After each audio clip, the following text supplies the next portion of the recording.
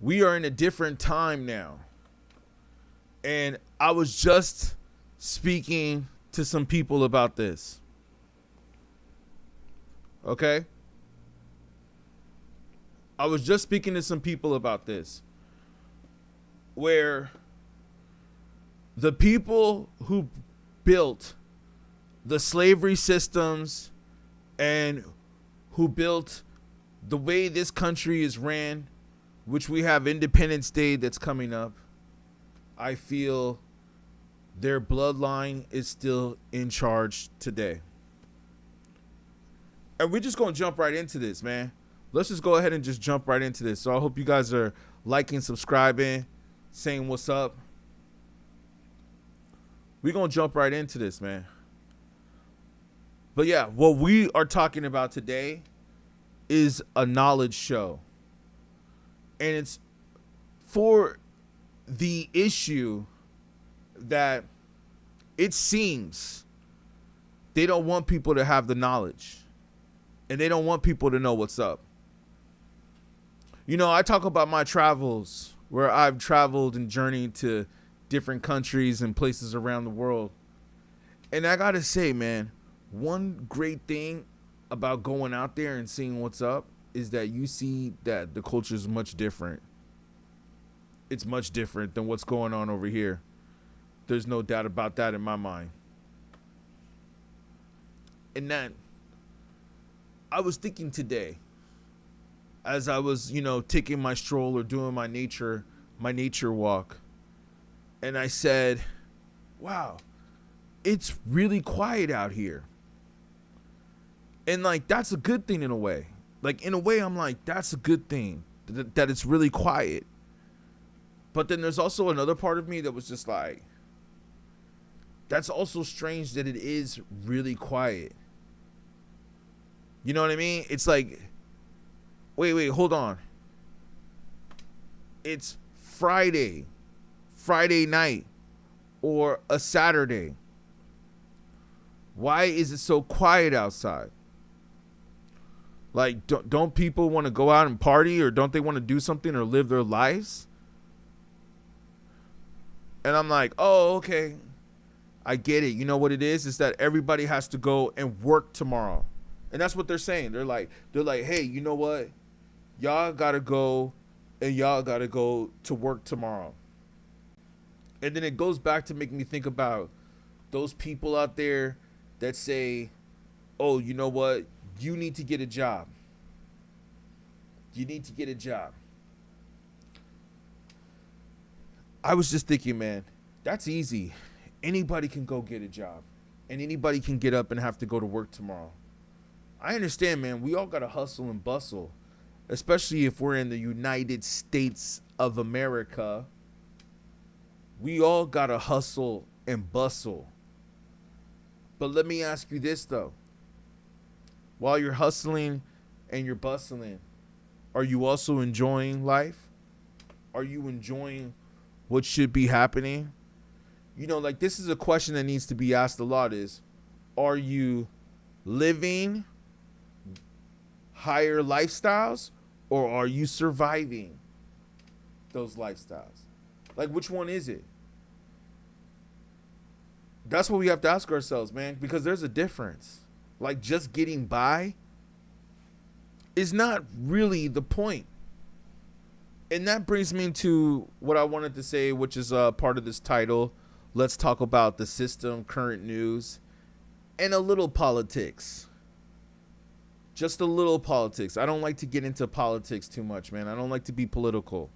And make sure you guys like the video. If you guys can like the video who are just joining in. We're just getting started right here. You know, but like I said, man, yeah, man, I'm going to talk about what I see that's going on. And I haven't even got into the focus of Los Angeles yet. Oh, I haven't even got into that. Because that's the city where I'm from. And oh man, has that city changed? Like, has that city not changed to where you would just not believe, man? And I haven't even done it yet, but yeah, man, it's not just LA. like there's other cities too. There's other cities too across the country that are just like not the same as they used to. But definitely these major cities like Los Angeles and possibly New York, even though New York had a really good thing where, you know, they won those finals. So that was good for them. They won the finals. So they were able to have a big parade in the city. But then you also had some craziness that was going on in the city too. Not to mention that you had that girl that was twerking. I'm sure we all saw it. It went viral, right? The girl who was twerking, and then she got into the fight with the other girl in New York at the parade, right? She got into a fight with her, and the girl was trying to punch her while she was shaking her booty. And I said to myself, I was like, yo, is this what we're getting from the parade? Like, this is what TMZ chose to show? This is what y'all chose to show? Was some girl getting her ass beat literally while she was twerking on a light pole. That's what y'all decided to make go viral. I said to myself, I was like, yo, man, you know what? I can't believe this. I can't believe that this is what y'all, some of y'all, not everybody, but most of y'all decided to make go viral. And it just makes me realize the degeneracy that is going on in this country, the degeneracy that we allowed to happen. Thank you for the likes coming in, and on both on other platforms that I'm streaming on too. But I got to get more people. We got to get more people up in here. So thank you for the likes coming in. Double tap the screen too. It doesn't cost you nothing. But my point is this though, man, is that we have to realize that there is a system that is being conditioned around us. And that's what I'm here to speak about today. We could talk about the slavery. We could talk about the system. We could talk about whatever we could talk about to see if it'll be okay on this stream. Maybe it'll be okay on the stream. Maybe it won't. We'll see. I don't care. That's not what I started this TikTok for. I didn't start it to get famous. I mean, I understand that there's a part of it that has to get famous in order to make money. It's almost like we're in a weird generation right now, because it's almost like you have to become famous in order to make money. But then again, you also don't want to be famous. You know what I'm saying? You don't want to be famous either. You know why? Because I could pull up all these facts right here of famous people and look at all the crap that they're going through. Not just that, but like look at all the crap that famous people's kids are going through. Like, did y'all hear about Dwayne Wade's son today? Yeah, man, maybe I should get into a little bit of news. Let's do a little bit of TMZ. Let's do a little TMZ news. Dwayne Wade's son. And I thought he only had, I didn't really know that he had the other son. I know he had the one son that dresses like a woman, which we can get into that later. We can get into that. That's a whole other, like Drake, shebang, shabuzi, shabuzi, shebang, shebang, shebang, shebang. That's a whole nother shebang. But I'm telling you right now that it's like, oh, yo, your son, one of your sons dresses like a woman, wants to be, you know, trans. Can I speak about that? I don't know if I can talk about that. But that's what we do here. The Highly Evolved Man. That's what you're watching right now. Make sure you guys double tap the screen. It doesn't cost you anything to double tap the screen so you guys can like the video. It doesn't cost you nothing. Make sure you double tap the screen so we can get some more people up in here and like the video. You know what I mean? It helps the algorithm and it helps get more people up in here. Because maybe I can have a discussion with some of you guys. I'm willing to talk about it all, man. I can speak about it all. I've done the research. I can speak about dating and relationships. I can speak about the modern woman. I can speak about why black people behave the way they behave. These are things that have been implemented in culture for a very long time. Let's just put it like that. It's been a very long time. It's been a long time. You know what I mean? Like straight up. And, you know, they're not going to talk about these things. The interesting thing is that they're not going to teach you this in school. You know, it's almost like we've reached a point now, and you guys could double tap the screen if you agree with this. It's almost like we have reached the point now where people will rather not only like be dumb, but it's almost like it doesn't mean anything anymore to have a degree. Like, that's good. That's good, though. Don't get me wrong. That's good. Like, if you go to college and you get a degree, as you should, because let's be honest, it makes life a little bit easier. Not that much, but maybe a slightly. It depends upon what you look like and where you live and how you were raised and your environment and what your parents were like. That plays a big part. Because if you look at most people who are successful today, most people, not all, it's a very small percentage if you really study and do the history, but most successful people had rich parents. Like, nepotism is crazy. It's off the charts, yo.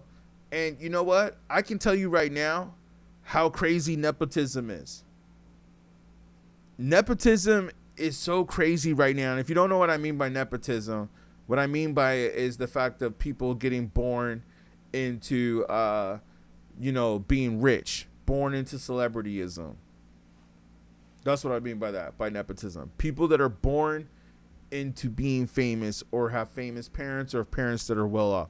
If you look up and research most of these people have their parents that invest in them or their parents that are already famous that can already push them to go to where they are. I looked this up. Majority of the famous people, especially today. And it's not just famous people. It's just like rich and powerful people. They all came from money. Most of them. They all came from money. I mean, and the other thing is that, like, you could be against politics. Like, to bring politics up for a second, you could be against politics or against whatever. You know what I'm saying? And you got to admit, Trump got to where he is right now because of the power and the people that he has in his background. And I'm not here to debate politics or debate this or that.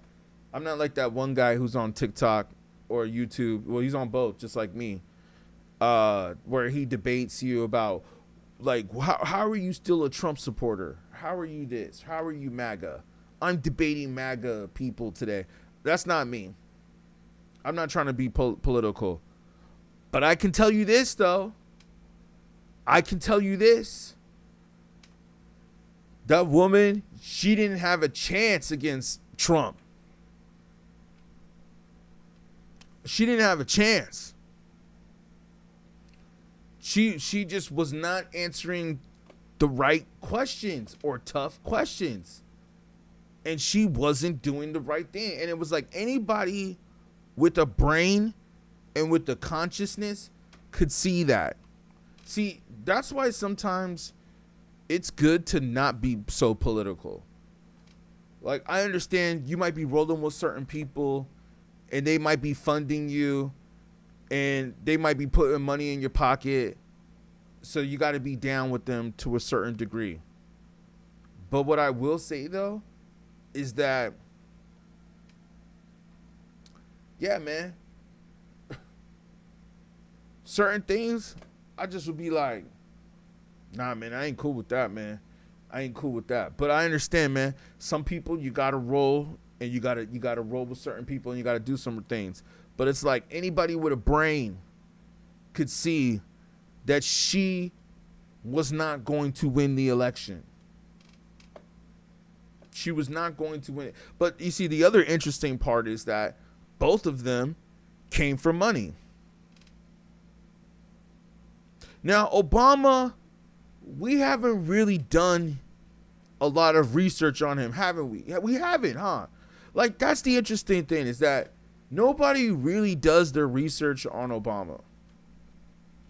And it's like, when you decide to do your research on him, it just like it gets shrunk away or it disappears. It's like, hey, wait, what happened there? What was that? Oh, don't worry about that. Hey man, I'm over here playing basketball and Trump is over here worried about me. I don't know why. I'm just doing my thing. Everybody just forgets. Everybody's just like, oh, that's Obama, man. That's Obama. Like, yeah, man. But it's like, wait a second here. There's definitely something unique about their situation. The question is are we going to pay attention to that? And we don't have to necessarily, because, hey, clearly it's a frightening thing. You know what I mean? Because it seems like anybody who does, other than Trump, well, even Trump in a way, right? Even Trump. Like, if you look at what was going on with him during the election, that was some crazy stuff, right? That was kind of crazy. Let's not forget, whichever way you want to call it, whichever way you want to, we used to say, whichever way you want to slice and dice it. That was kind of crazy. That was like a movie. You know what I mean? What's going on with Trump? That was like a movie. So it's almost like, well,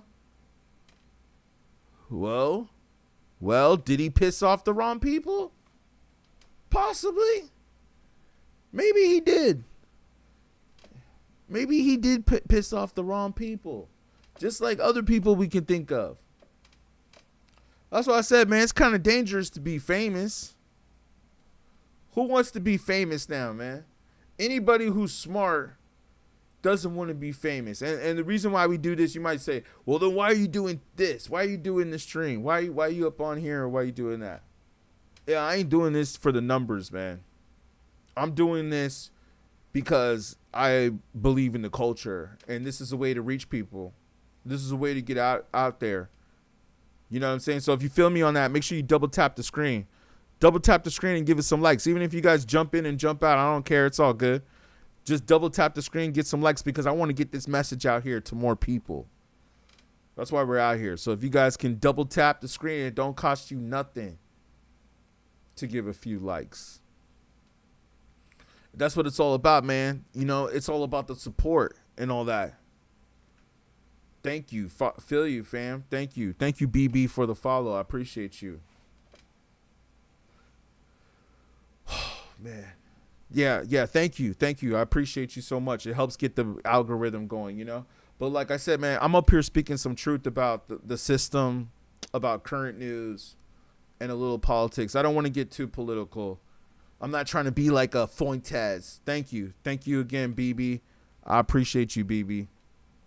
Thank you. I'm not trying to be like one of those guys. Maybe Alex Jones, though. I like Alex Jones. My goal will be to be on Joe Rogan one day. And I think I can do it with this channel, The Highly Evolved Man. That's what you guys are watching right now. I do videos on a lot of like weird shit that's going on in the world. And I think it's only right that we talk about it, man, right? Like, we got to be honest. There's a lot of weird, strange things that are going on right now. And especially with the internet. Like, I was just thinking today, and, you know, you guys could tell me whatever you think in the comments. I'd love to read some of your thoughts. But I was just thinking today where I was like, yo, it seems like they're using the powers that be, and they're using the internet to basically control the minds of people, to where now it's like when you walk around in the street, and I don't know where you're at. I'm in the city right now, as you guys can see behind me. I'm in the city, right? But like, as you walk around, right, in the streets in the city, you just see everybody like glued to their phones. Like everybody's just on their phone, like just glued to it, right? And it's just like, okay, there's more to life that's going on out here. You know, like sometimes I'll be honest with you. I'm gonna be real with you guys. I'm gonna be as transparent as possible. Like I'm gonna keep it real. I don't know if I like that terminology, but I'll just say I'm gonna keep it real. How about that? Like, yeah, F all these new things, and I'm about to get into that in a minute. But yeah, man, like, I gotta tell you, man, people don't take the time to just like chill. You know, like everybody's so caught up here, man. Everybody's so caught up and just on their phones and just needs to see what's going on. I'm just like, sometimes I'll just be like, let me get off the phone. I don't always be on my phone. You know what I mean? Like I do meditate. I like to do meditation. Okay? But again, this is what we have to ask ourselves. We have to ask ourselves, are we still on the cotton field? Are we still on the cotton field? I'm starting to feel like it sometimes. Sometimes I feel like it. Like, I got to be honest with you. There's some places where I've been where people would get mad and upset at my lifestyle.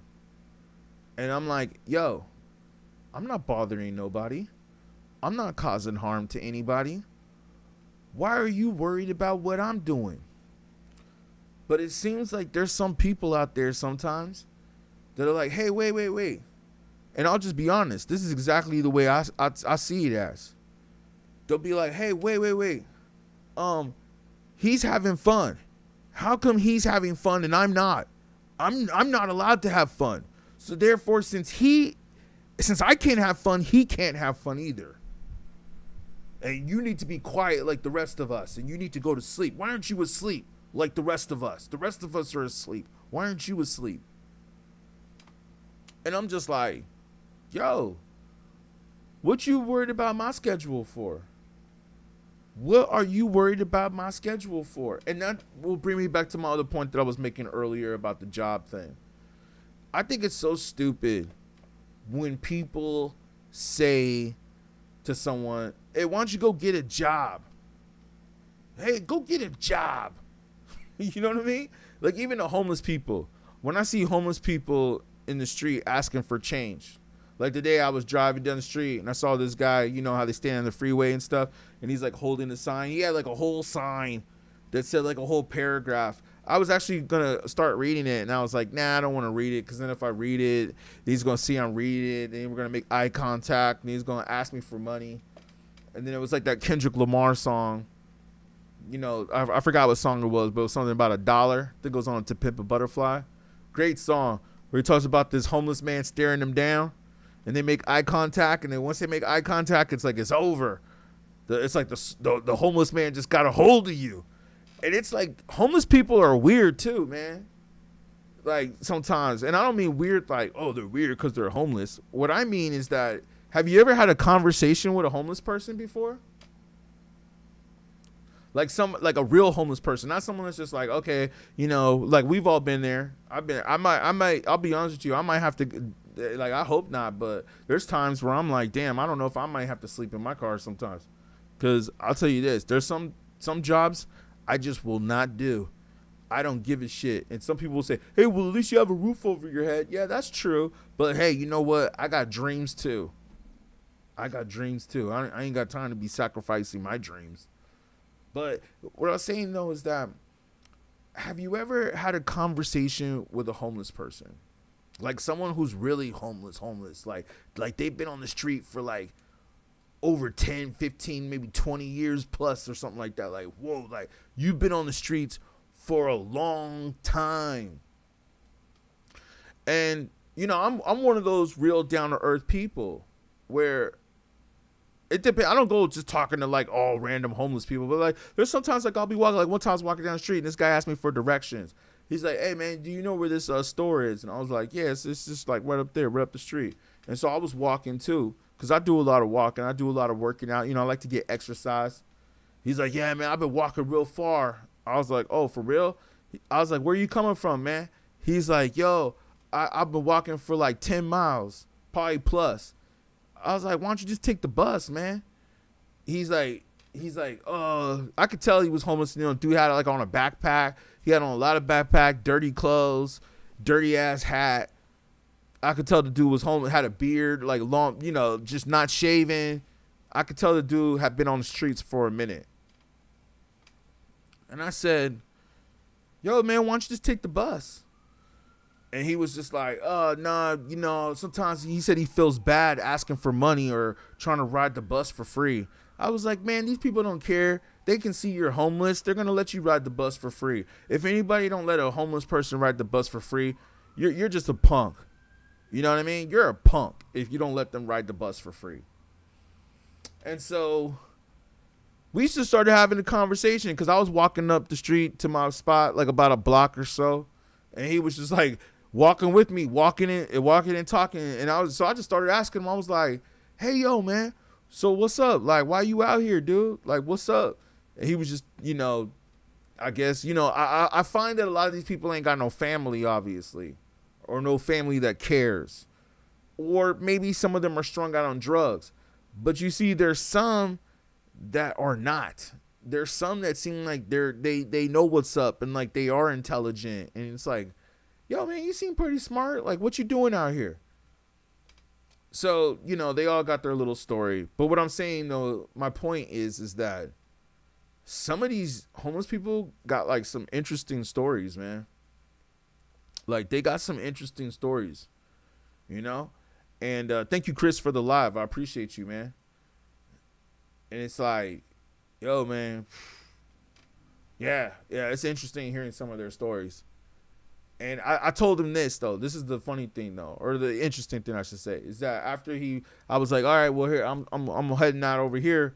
But I was like, "Hey, man," I said, "you know what you should do, man?" I said, "If you need some money for food and stuff," because he's like saying that he needed money for food and all that. There's ways to get food, man. But I said this. I said, "Yo, man, you should just get on the internet, dude. Just get on the internet and tell your story." I said, "You tell your story, you'll probably go viral and you'll probably make money that way." And it's like funny how some of these people don't know about the internet yet, though. That's the weird thing. It's like some of them are still like, "Huh? The internet?" He said straight up to me, he looked at me like this. He's like, "Wait, what? The internet? Really? I can make money off the internet?" I was like, "Yeah, man." If I was like, God forbid, but I was like, if I was in that situation, I would be streaming every day. Like, somebody's gonna, you know what I mean? Like, especially his situation, this dude's walking for like 10, 20 miles. I'm sure he's got some interesting stories to share. You know, I'm sure he sees a lot of shit walking through the streets all day and all night, hours of the day and all night. I'm sure he comes across and encounters many things in his journey. I'm sure he would have a lot of exciting things to stream. I said, "Yeah, man, you need to get a phone and you need to start streaming." So we'll see what happens with that. But I will say, though, man, in the city, it is kind of interesting how there's just so much corruption and so much homelessness going on in the city. And I don't know where you guys are from or where some of y'all are from, but I will say this for me, that yeah, man, the city that I've been in, I've been thinking about taking, like, leaving from here. We'll see. I do love some parts of it, of course, and it is my home. I've always considered it home, but I do consider that there's some things that are just not getting better, like in the state of California, you know. And it's funny, too, because, and I wanted to speak on this, too, now that I think about it. I saw Gavin Newsom, right? For those of you that don't know, and like I said, we'll just talk about a little politics. I don't want to get too political. But if you see Gavin Newsom, he posted on X today something where he was talking about taxing rich people. And yeah, like here's the video right here where he says it's time for national billionaires. And let me pull this up on my other screen just so you guys see it over here. Yeah, he said it's time for national billionaires tax a new social contract. 10% of Americans, 1/2 of the wealth, wages have stagnated. The cost of living has skyrocketed. Yeah, and I'm sure that you have a lot to do with that, man. He says the system is fundamentally broken. The federal tax code, a corporate code, and an inheritance code were written for a different set of Americans. So I guess now the governor is trying to act like he's for us. And Elon Musk goes and straight checks this dude and says, yo, he calls him Beavis and Butthead, the governor. I know, I wish some of y'all on TikTok could see this right now, but I'm just reading it on my screen right here. But yeah, he goes and he shows a picture of Beavis and Butthead, Elon Musk. So Gavin Newsom, who's the governor of California, he responded to Elon Musk, and let me see if I can find it. Yeah, he said right here, don't worry, we'll be taxing the trillionaires. He said trillionaire. Okay, like that is, and that's what I want to get into in just a second. The fact that we have known trillionaires, not a millionaire, not a billionaire, but a trillionaire with the T. A T as in Ted. That's crazy, yo. But he said, don't worry, we'll be taxing the trillionaires even more. That's funny how Gavin Newsom is a multimillionaire and Trump, or Musk, who's down with Trump, but Elon Musk is now a known trillionaire, or the first one we've admitted to. And they're over here beefing on Twitter or X or whatever you call it. And I say to myself, what is that really going to do for the people? What are these two rich, excuse me if I'm wrong, I just got to say, man, these white boys are fighting and debating and arguing over taxing the rich as if that's going to solve the problem that's going on in downtown LA. As if that's going to solve the problem of what's going on around the country. Texas, Miami. I've heard Miami's been like going crazy. New York, I heard, has been going crazy since, that parade. But come on, man, look at the footage of the parade. That didn't really look good either. Here, just for context, let me play a little bit of Gavin Newsom's speech. I'll be right there with you guys. I know you guys probably don't want to hear too much of this, but let me just play it for reference. Hold on, and I'll be right back with you guys. It's time for a national billionaires tax and a new social contract. Think about this, just 10% of people in this country own 2/3 of the wealth. A 30-year-old, for the first time in American history, is not doing better than his or her parents. That's a 5-alarm fire. Okay, American wages have stood still, and the costs. We'll speak on that in just a second. We can definitely speak on that. I was just talking about that earlier today. It's time for a national billionaires tax and a new social contract. Think about this, just 10% of people in this country own 2/3 of the wealth. A 30-year-old, for the first time in American history, is not doing better than his or her parents. That's a 5-alarm fire. American wages have stood still, and the costs across the spectrum, cost of living, have skyrocketed. The system is fundamentally broken. The federal tax code, the corporate tax code, and the inheritance tax code seem to be written for a different set of Americans. It's time for an economic reset, a true minimum tax on billionaires that, ensures the people at the very top pay at least the tax rate their own workers pay. We also should end this tax-free lifestyle loan. This is the gimmick that allows the ultra-wealthy to borrow against their stock portfolios while reporting no taxable income.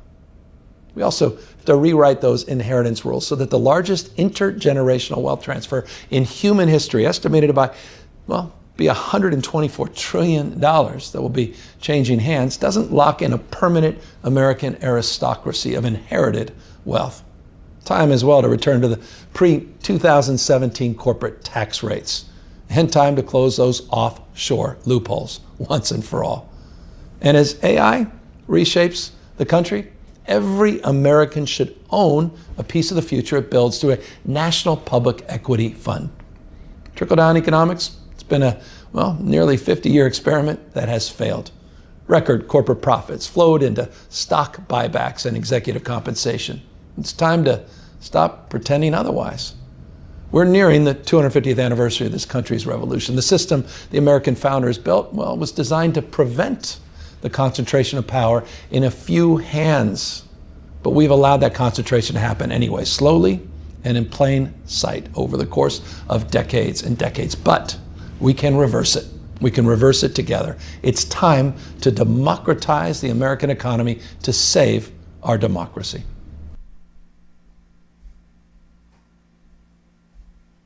Wow, that was such a great speech. That was such a great speech, I gotta say. All right. What was he saying? Hold on.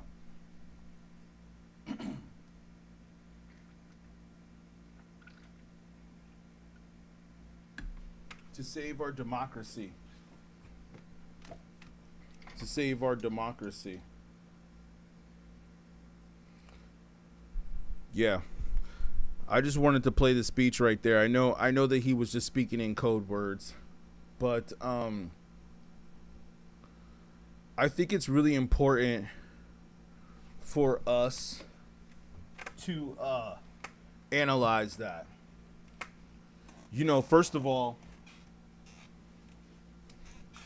First of all, he was speaking in code words. Shit. Yeah, he was speaking in code words, first of all. But, I mean, if you guys don't mind, I just want to go back and play this one little part one more time. I just want to hear what he had to say right rates. American aristocracy of sure inherited wealth. Time as well to return to the pre-2017 corporate tax rates, and time to close those offshore loopholes once and for all. And as AI reshapes the country, every American should own a piece of the future it builds through a national public equity fund. Trickle-down economics, it's been a, nearly 50-year experiment that has failed. Record corporate profits flowed into stock buybacks and executive compensation. It's time to stop pretending otherwise.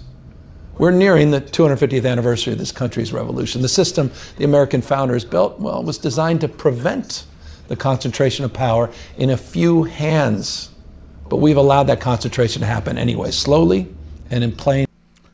The guy's a professional speaker. It's almost like these guys are professional actors. You know what I mean?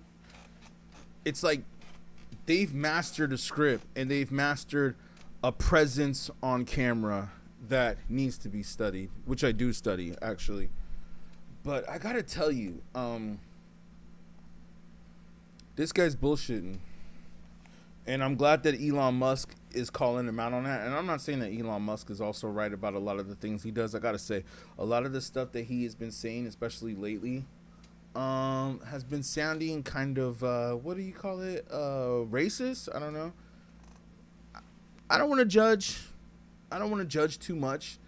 But from what I hear, from what I've been hearing, or what I've been seeing, I should say, on Twitter, it has definitely been looking somewhat racist. But like I said, I mean, we're only going to speak a little bit of politics. But I thought it was really interesting that I saw this. Because that's what we do on this channel. We speak about reality, man. We're not speaking about that brain deficiency, stupid tone, whatever you want to call it, It's like, can we even say these words anymore? Or it's like I feel like you say certain words, it's like it's bad now, which is like these are words that we used to always say. You know, like we used to always say these words to people, like, ah, man, you're this or you're that or whatever, and people would just be like, oh, and like you'd come home, tell your parents, tell your mom and dad, or tell whoever at that time, your friends, be like, man, they called me this, they called me that, and people be like, all right, well, quit being such a little B word, quit being such a little punk. Go brush that off or go do something about it. But stop crying. Quit crying. Nowadays, if that happens, people are saying you're getting harassed. They're calling it harassment. It's like, wait, what? What? Oh, now you're being harassed because somebody said you're stupid. Because somebody called you dumb. You know what? There are some people that are dumb out there. There are some dumb people. There's some really dumb people. There's actually some people out there who will go out of their way to be dumb. But you see, that's not what really bothers me, because I know that there's some dumb people out there, right? You know what really bothers me, and I'm so glad that I thought of this right now. I should have thought of this earlier. This is what I need to say to one person, because it's like some people that I've like actually occasionally have worked with a few times or done things with, and it's like, really? That's what you're trying to do? Like, there's some people out there who pretend to be dumb, and you know that they know better. You know what I'm saying? It's like, I know that you know better, but you're pretending to be dumb. You're pretending to be stupid. I don't like that at all. Like, those are the people that really like annoy me. Those are the people that really get me going, are the people that pretend to be dumb. Like, you know better than this. Like, you can't be that stupid. You can't be that dumb. Like, I understand there's some dumb people out there, but it's like some people just pretend, and they play dumb. That's what it's called, playing dumb. Like, ooh, I didn't know that you couldn't do that. I didn't know that that's how that would make you feel. You know what I'm saying? And it's just like, okay, we're playing that game. And there's plenty of people out there that have done that. And I'm sure some people out there have experienced that. If you've been around people, I know now we're starting to head towards a digital age, or we already are in it, where people don't even want to leave their house anymore. You know what I'm saying? Which is cool. I understand that. I'd rather do this stream today. I was thinking that today. I saw some guys getting into some fights at the bars and at the clubs. And I saw some other things going on. Some dude getting tasered in the face. And like, whoa, like that was crazy. And some other things going on. Some girls twerking, which was cool. That wasn't bad. That was the only cool part. But other than that, I was like, yeah, man, I don't feel like being outside. And it's funny, too, when some people say some of these celebrities are outside. They're like, yeah, they outside. It's like, yeah, they might be outside, but they also got their security with them, too. They ain't outside alone. You see they got all the security around them now. That's what's really funny. Like, I remember back in the days, rappers used to walk around without security. Like, you were considered a punk if you walked around with security. Now, it's like rappers won't even leave the house without security. Like I said earlier, man, it sucks to be famous these days. It actually doesn't seem like it's cool to be famous. Look at Eminem. Eminem is a perfect example. Like, Eminem has the success. That's great. He sold a lot of records. He'll live comfortably forever. He's considered a legend. He did it. He beat the game. But sometimes there's always a but. Not always, but sometimes. But I gotta say, but that dude, like they say, cannot leave his crib. Like he is stuck in his house. He can't go anywhere. Oh man. The torture that must be. How weird is that? How weird. Like if you think about it, man, to be that famous. Like some people want to be famous, right? But then you ask yourself, do you really want to be Eminem famous?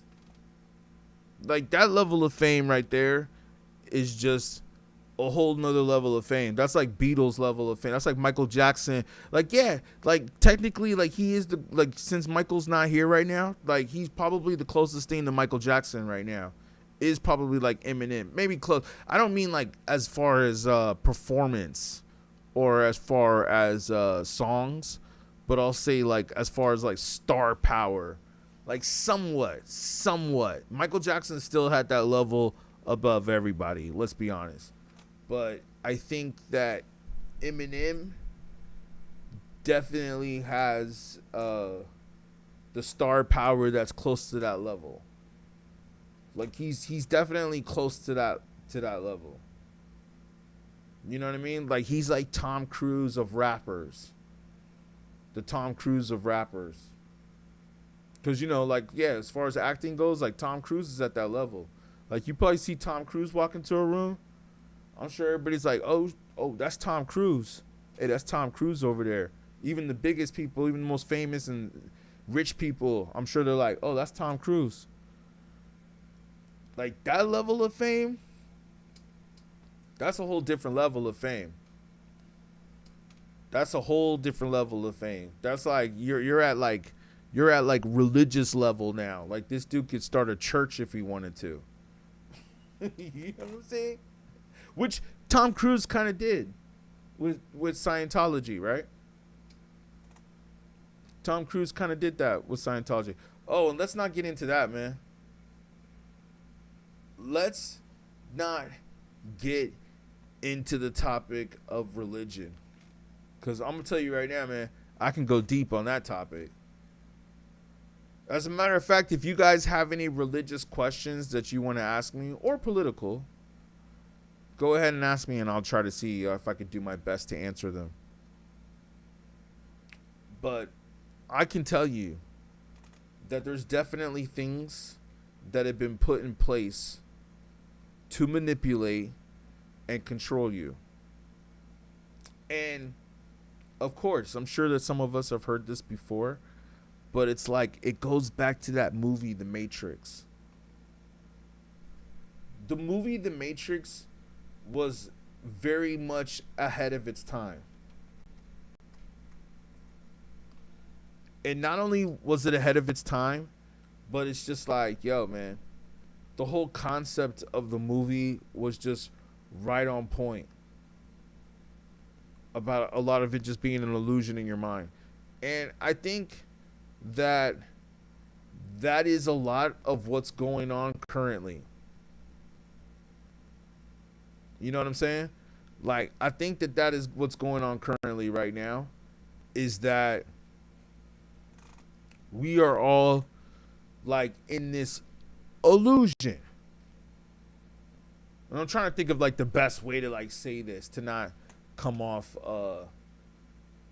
in a way that would be too deep, that would get people trying to hate on the video or something like that. But let me tell you this. There is a possibility that systems have been put in place, like the movie The Matrix, to control people and to control their minds. And it's almost like you can see it when you look at the internet today. Like, this is what the internet is all about right now. Promoting degeneracy and dumb shit. Like, that's what it's about. And there's no doubt about it. You know what I mean? Like, from what we see right here, like, you watch these streamers, for instance. And, you know, you can see that I've already talked about this and did a video about this. But it's like we can watch the streamers right here, and it's like, yo, man, what they really talking about? They're just doing shock value and gay shit. Like, for instance, and I didn't even really want to talk about this, but you know, since we're on the topic of, you know, what these streamers do that's really gay, that dude, whoever his name is, the one that's always about the look maxing, Cavicular or something like that. Is that his name? Thank you for the follow, Melvin. I appreciate you, fam. Thank you. Welcome to the highly evolved man. I appreciate you. Yeah. Basically, okay, like this Playboy Max stuff that I see right here on the screen. I wish I could pull it up right here on the screen. But what we're looking at right here on YouTube, at least, is that this dude and the other dude, Dean the Great or whatever they are, and I don't even watch this stuff. I just see it come up on my Twitter feed sometimes. So people are like, why you, oh, it's your algorithm. And nah, man, nah. Because I got burner accounts where they show that crap on too. I got burner accounts. But, yeah, man. I mean, and these dudes got like famous rappers on their show too. So it's like, how are you not going to see it? Right? Okay. But all I'm saying though is that they're showing these streamers, and most of the time, 9 times out of 10, they're just doing some gay ass stuff, man. Like gay activities. And I'm thinking like, oh, this is how they're getting on? Or it's either that or some kind of a ritual. Like, watch. See, it's already, like, why is it getting pushed in my algorithm? Well, probably because now I clicked on it and now I was looking at it and saying, like, what the heck? But before, nah, I didn't care about this. I mean, I know he's got the boxer. What's his name? Brody. I thought that dude was a pretty dope boxer back in the days. I thought he was actually going to do some things. But, you know, he fell off. Wait, let me just pull it up right here on the screen. So, yeah, man. My point is that we're in a time of degeneracy. That's what it's all about, man. It's not really about promoting uplifting things or some consciousness, or like some people had said about rap music today, that there is no balance. You know what I mean? Like, I think they even said that. And that's what it is, man. You know what I mean? Hold on. We'll play this real quick right here. Let me play this.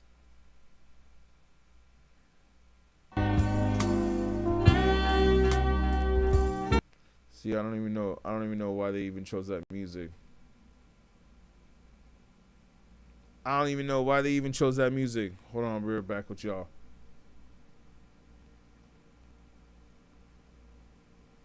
So we'll play this.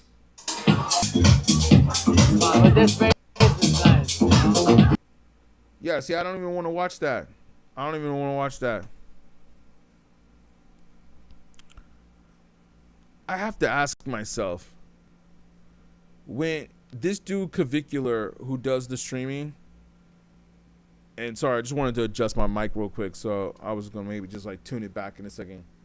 But this dude who does the streaming, I wonder sometimes, does he really want to go outside all the time? Like, it must get tiring going out to all those clubs and meeting all those people, right? It's got to get tiring after a while.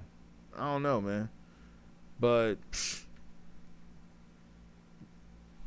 the point of the matter is that when he goes out and he met somebody, all of a sudden the person that he kisses was I don't even know if I want to talk about it. I don't even know if I want to talk about it, man. Let's just put it like this. It was pretty gay.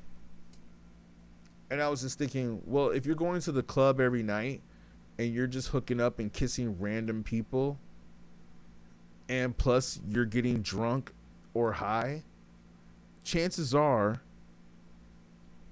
you might mistake people are coming in my DMs and they're like, man. I heard you can suck a golf ball through a garden hose. And I'm like, okay, so you guys have to know, like, I know it seems like I'm always being so vulgar. The woman talking in the background is Jelly Roll's ex-wife. Remember we talked about that? Hold on, let's play that real quick. Jelly Roll's ex-wife.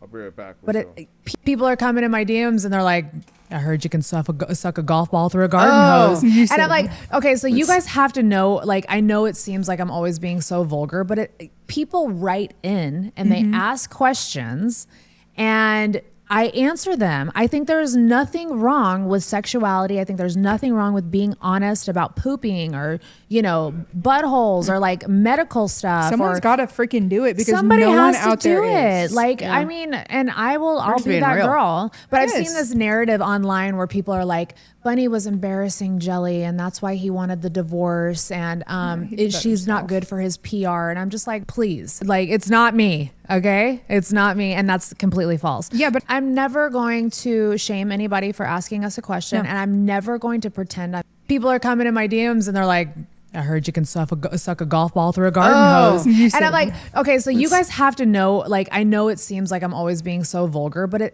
people write in and they ask questions and I answer them. I think there's nothing wrong with sexuality. I think there's nothing wrong with being honest about pooping or, you know, buttholes or like medical stuff. Someone's got to freaking do it because somebody no has one to out do there it. is. Like, I mean, and I'll be that girl. But I've seen this narrative online where people are like, Bunny was embarrassing Jelly and that's why he wanted the divorce and she's not good for his PR. And I'm just like, please, like, it's not me. Okay. It's not me. And that's completely false. Yeah, but I'm never going to shame anybody for asking us a question and I'm never going to pretend I'm something I'm not. That is one thing that you will always get with me is just 100% authenticity.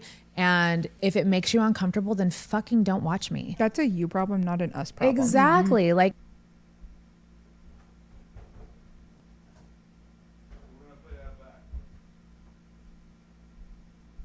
play it back one more time. Sorry, I just want to make sure that we heard this part. people are coming in my DMs and they're like, I heard you can suck a golf ball through a garden hose. And I'm like, okay, so you guys have to know, like, I know it seems like I'm always being so vulgar, but people write in and they ask questions and I answer them. I think there's nothing wrong with sexuality. I think there's nothing wrong with being honest about pooping or, you know, buttholes or like medical stuff. Someone's got to freaking do it because somebody no one has out to do there it. is. Like, I mean, and I'll be that girl. But I've seen this narrative online where people are like, Bunny was embarrassing Jelly and that's why he wanted the divorce and she's not good for his PR. And I'm just like, please, like, it's not me. Okay. It's not me. And that's completely false. Yeah, but I'm never going to shame anybody for asking us a question. Okay, so you guys have to know, like, I know it seems like I'm always being so vulgar, but people write in and they ask questions and I answer them. I think there's nothing wrong with sexuality. I think there's nothing wrong with being honest about pooping or, you know, buttholes or like medical stuff. Someone's got to freaking do it because somebody no one has to out do there it. is. Like, I mean, and I'll be that girl. But I've seen this narrative online where people are like, Bunny was embarrassing Jelly and that's why he wanted the divorce and she's not good for his PR. And I'm just like, please, like, it's not me. Okay. It's not me. And that's completely false. Yeah, but I'm never going to shame anybody for asking us a question and I'm never going to pretend I'm something I'm not. That is one thing that you will always get with me is just 100% authenticity. And if it makes you uncomfortable, then fucking don't watch me. That's a you problem, not an us problem. Exactly. No. Hold on. No, it was you. It was you. Straight up. And I gotta say, that's the funny part. Or it's not really funny, but that's the part that's the realest. Is that she said that there was a comment that she read that actually stuck to her where the person had said, oh, you know what? You're bad for his PR. We're talking about Jelly Roll, who divorced his wife. Now, this is why it's shocking. There's a couple of reasons why this could be shocking to her. Okay?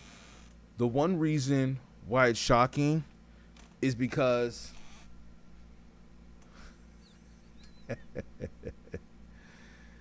the one reason why it's shocking, most likely, and I was just thinking, there's a few reasons why, but I'll say the one reasons why it's shocking is because women file for divorce around 70% of the time.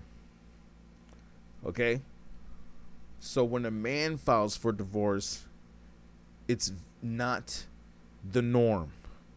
But then also, on top of that, you have a situation where Jelly Roll became more successful. So maybe there was a time when she was the more successful one. But then Jelly Roll became the more successful one and felt that he didn't need her no more. And then they also say in philosophy that what is it? Rejection breeds attraction. So yeah, she's also falling victim to that too as well. So that's my point. That's my point, ladies and gentlemen. Is that, oh yeah, it was you. It was you. And didn't she say something? That's why I had to rewind it a few times. But didn't she say something where she said that somebody wants to talk about pooping? Wait, I don't know what she meant by that. Did she mean like just in general? Or did she mean like on her or something like that? I don't know. So I just thought that was interesting, and she said that amongst a bunch of other things. But then on top of that, she said she'll be that girl. Nah. I can tell you right now,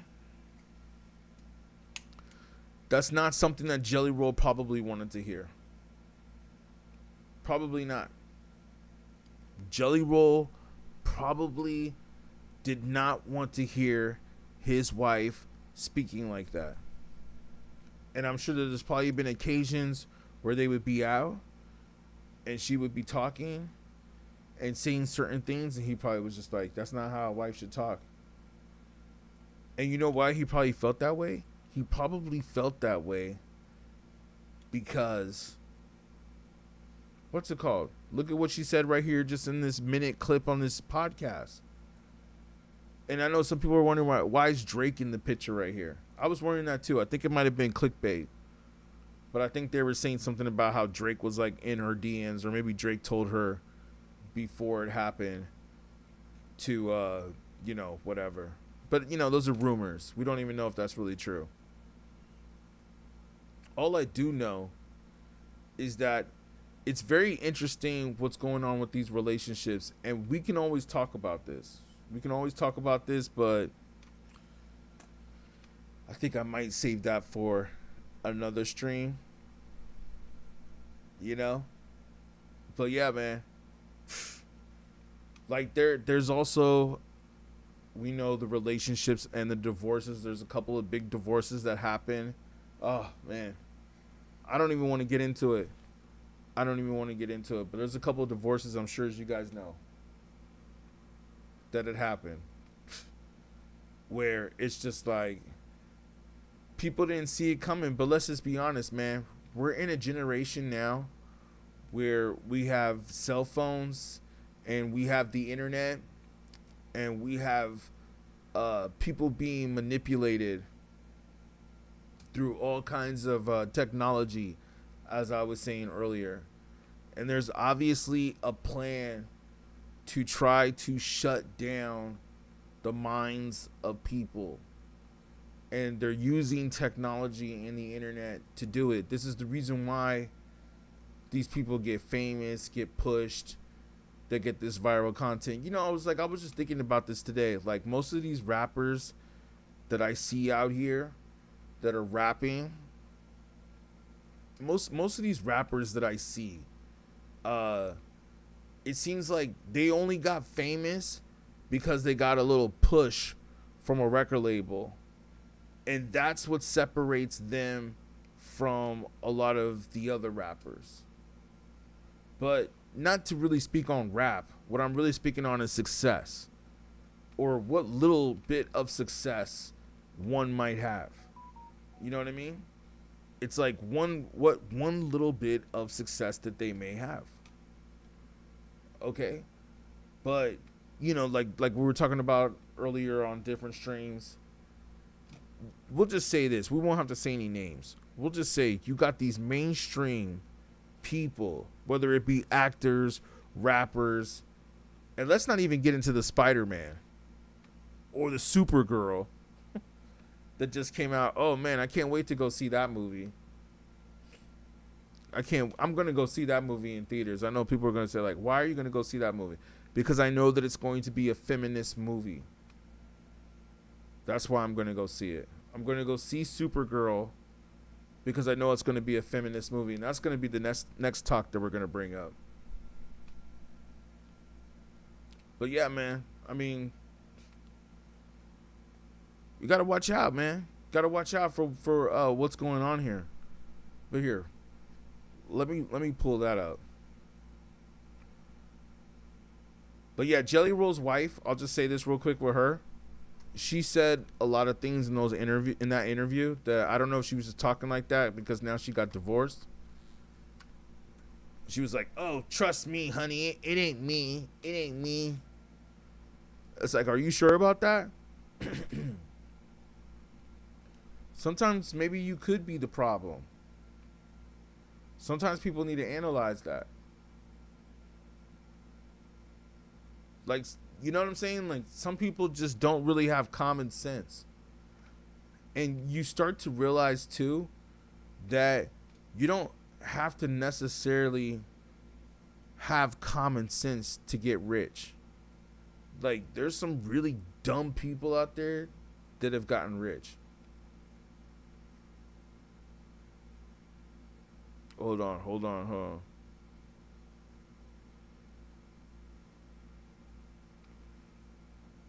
Oh, man. Well, I guess. Wait, what did I say? Oh, did I say something about Supergirl? Nah, sorry, I just got flagged by TikTok. Hold on. I think I was saying some inappropriate things. I was trying to see, like, what's the reason that you guys flagged me for?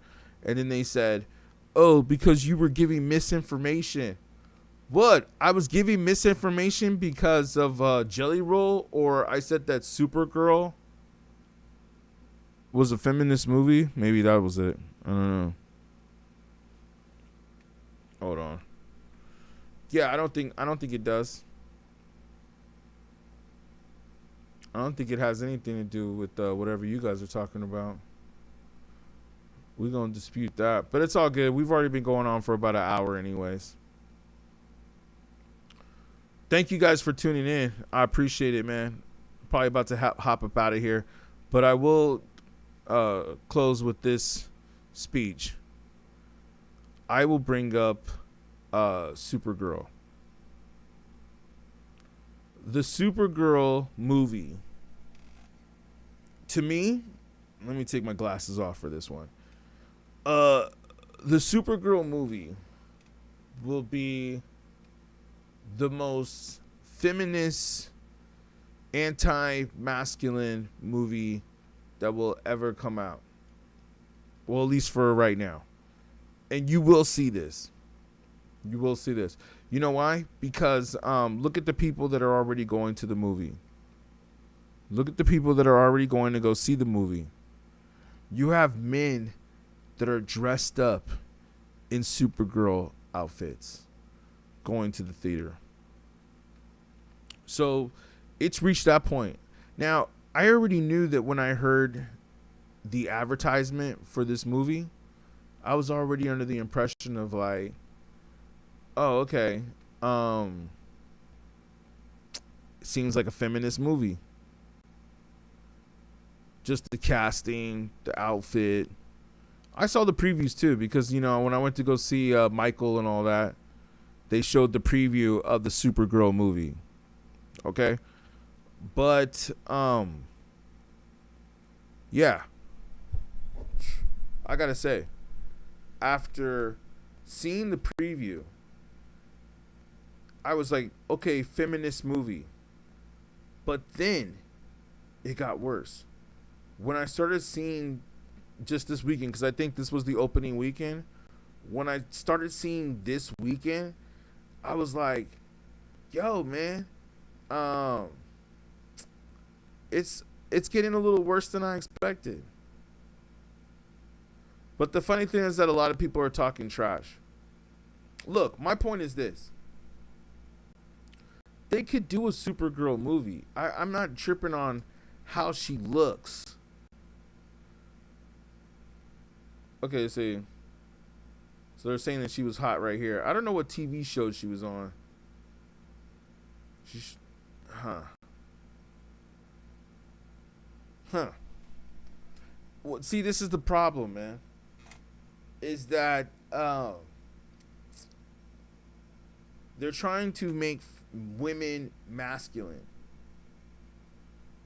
And I remember some woman had jumped on one of my streams and she even had said this and admitted this. And I said, yes, you're absolutely right.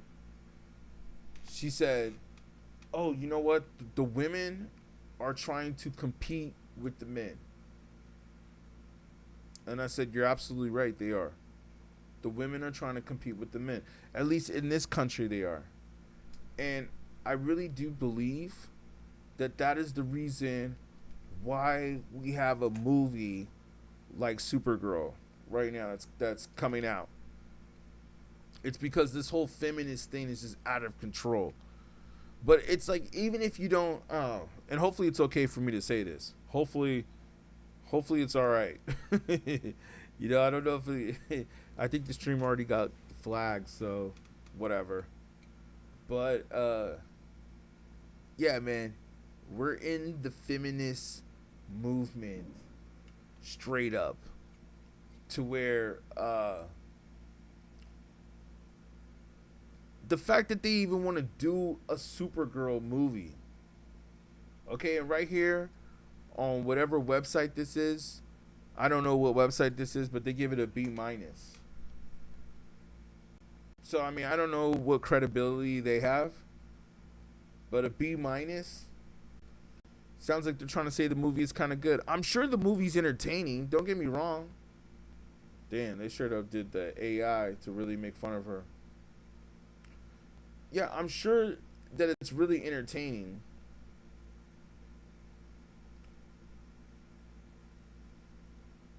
Yeah, there was something she said too about what's Supergirl's preference. And she said that Supergirl is what did she say? She said Supergirl would probably be bi. So like she's already saying that Supergirl wouldn't even like men fully. That if she were to date, that she would probably date women. She would probably be gay. Or she would be bi. I said, yo, see, there we have it. There we have it, man. Look, I'm going to go see the movie Supergirl. I don't know if you guys have already seen it or if you're going to go see it too. But you tell me, if, and you know this, as my channel is called, of course, The Highly Evolved Man. Make sure you guys follow, subscribe. I'm going to say this. If there's a scene, which I'm pretty sure there is, I'm willing to bet. But if there's a scene where she saves a man, I'm going to be pissed. And I know there's going to be that scene. I know there is. But it's like if she has to come save a man, like if a man's like, oh, Supergirl, you know. I saw somebody making fun of this in a video. And I was just like, yo, man, if they do that in the movie, I'll be so pissed. You know what I mean? But it's like, I could see them doing that. And like I said, that is because we have reached the point in feminism. We're in that realm, ladies and gentlemen, to where now they say, oh, we're going to make superhero movies of women. Women are the superhero movie. Yo, there's a lot of movies coming out like that too. This isn't the only one. It's not the only one. There's also the movie with The Rock. Remember the movie that's coming out, Mona or whatever it's called? That's another movie about a girl, and that's cool. It's like a young girl. It's based on a cartoon. I know some people say, well, it's based on the cartoon. But, like, come on, man. Let's be honest. Rock with that wig on. Weird, right? But, hey, he's got to play the character, right? No. They should have just hired some different Samoan who actually had hair to play that role. But I understand. They didn't want a regular Samoan to play that role. They wanted The Rock to play that role. And The Rock's agent probably wanted The Rock to get that check and play that role. And that's the funny thing. You know what I'm saying? That's the funny thing. Hold on, y'all. I'm going to be right back with y'all.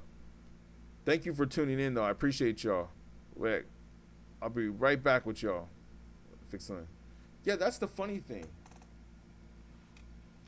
Is that The Rock? What was he saying? Yeah, let me fix that right there. Yo, The Rock didn't even fucking play that one shit. Yeah. Let's see if we can play an interview from her. Not the porn stuff. Man, this AI stuff is out of control.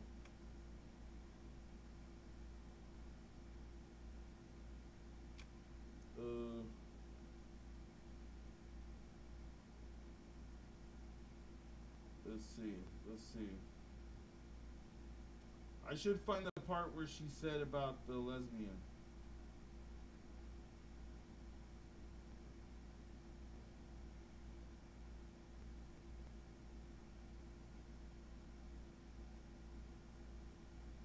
Does anybody know her name in the chat section?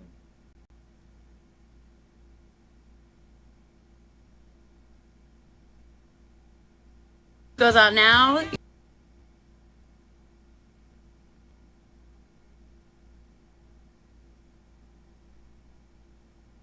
Damn, this AI shit is out of control. Wait, oh yeah, I don't know if this is it.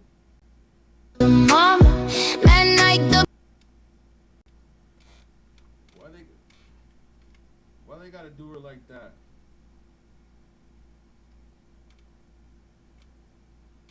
Does anybody know the name of the actress? What's her name? What's her name? The girl that's playing Supergirl.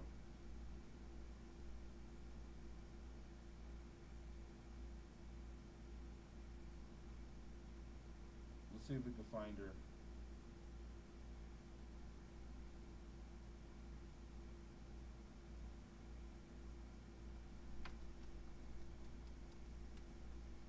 Give me a second, y'all. I'm trying to see if we can find her interview.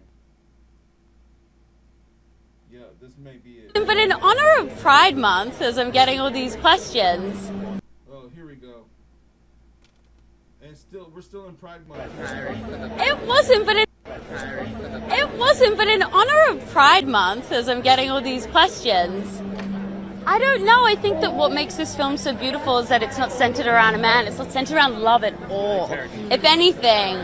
But we'll see. I don't know. Should probably go both ways. Hear that? She said she'll quiet. It wasn't, but in honor of Pride Month, as I'm getting all these questions. I don't know. I think that what makes this film so beautiful is that it's not centered around a man. It's not centered around love at all, if anything. But we'll see. I don't know. Should probably go both ways. It wasn't, but in honor of Pride Month, as I'm getting all these questions.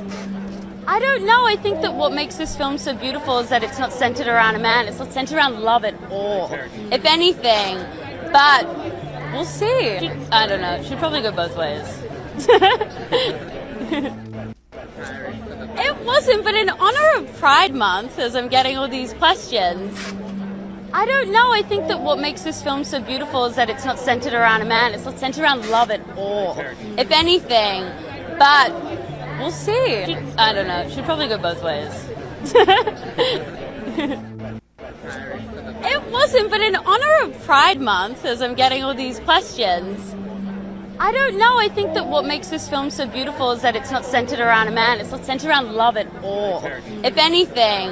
But we'll see. I don't know. It should probably go both ways.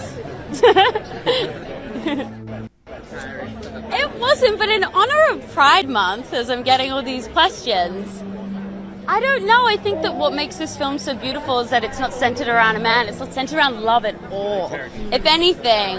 But we'll see. I don't know. It should probably go both ways. It wasn't, but in honor of Pride. All right. I know. Sorry, guys. Sorry.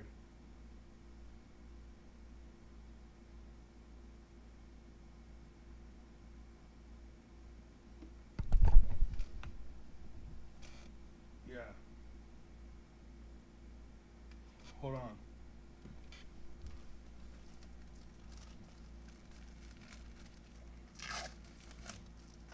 Be right with you guys in just a second.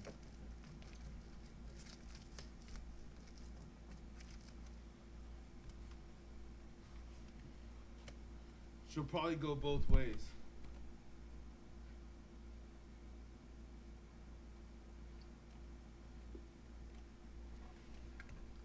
Put it right here. Yeah, she'll probably go both ways. And let me run it back. I don't know. I think that what makes this film so beautiful is that it's not centered around a man. It's not centered around love at all, if any. See? Oh, man. Now that I analyze it, that's the part that I'm talking about. You know what I mean? Like, that's the part right there that I'm talking about. Let me, hold on. Let me fix that. You guys got that? All right. Yeah, that's the part that's funny. Is that she says that it's not centered around love or it's not centered around romance at all. That's the part. And I'm just like, yo. What is that? Like, what do you it doesn't have to be centered around love or romance, but let's be honest though. Most of these stories did. Like, most of these stories that came out were always about love and romance. In all the superhero movies. If you really think about it.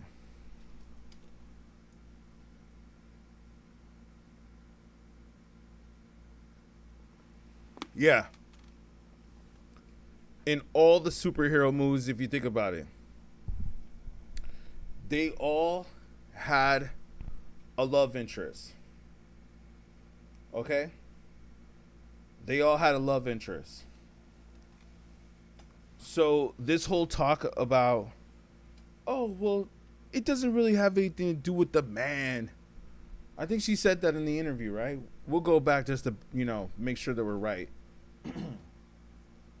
But it's like, she even said so herself. Oh, it doesn't really have anything to do with that or to do with the man or to do with love, which is fine. You don't have to always put that in your movies. But what I do think though is that, this whole thing about Supergirl is bisexual.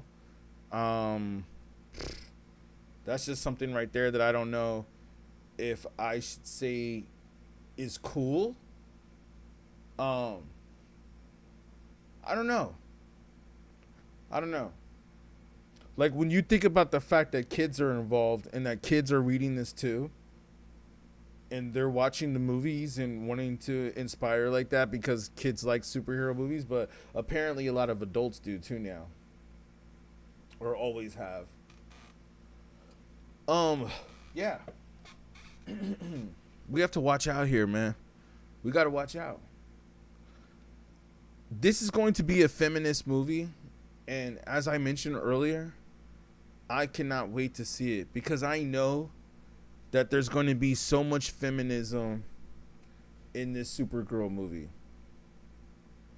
Like, this is going to be an agenda. It wasn't, but in honor of Pride Month, as I'm But in honor of Pride Month, I was getting all these questions. I was getting all these questions. I don't know. I think that what makes this film so beautiful is that it's not centered around a man. It's not.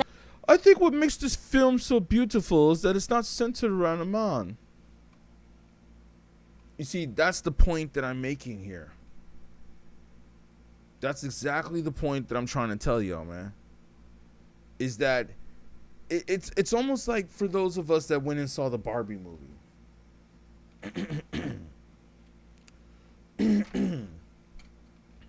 Man, what kind of propaganda was that? You know what I mean? The Barbie movie was all type of propaganda. And not only was it about propaganda, but they were also talking about patriarchy. That's what they were talking about, like throughout the whole movie of the Barbie movie. Now, don't get me wrong. I enjoyed it because I like the actors. I like Ryan Gosling. I like what they do and what they bring to the table. But I have to say, though, there was definitely a message in that movie. Let me give you guys a brief breakdown for those of you that didn't see it. Those of you that are like, I'm not going to go watch a Barbie movie. You know what's really funny? Is that if you actually watch that movie from a different point of view, there was actually like a lot of just like, I don't know what you want to call it, whatever you want to call it, but there was like a lot of hidden messages in that movie. Like subliminal messages, let's just say it like that. There was a lot of subliminals that were in that movie and things that they were saying. Like there was a part where he was saying like, oh, you know, he does it where he goes from one world to another world. I don't want to really ruin it for those of you that haven't seen it, but it's like, come on, if you guys haven't seen it yet, then like you don't care. The movie came out a long time ago now at this point. But it's like there's parts where he goes to the world where they don't care about Barbie and Ken, right? And he's like, well, I should work here because I'm a man. You know, or they're like, why should we hire you? Why should you get a job here? And he's like, because I'm a man. That's why you should hire me. And the funny thing about that movie, I think, that probably skipped over a lot of people's heads, that probably went over a lot of people's heads. The funny part that I think is, I think that people used to get hired because of that back in the days. Like, I think back in the days, it didn't matter what college you went to or what degree you have or what university you went to. What matters is are you a man? And are you a man of your word? Like, do you say that you're going to do, are you going to say and do what you say you're going to do? And not only that, but are you going to like work, you know, hard or at least get the job done? Like, we don't have to like watch you and micromanage you and depend, you know, we know that you'll do the job. That's what they wonder.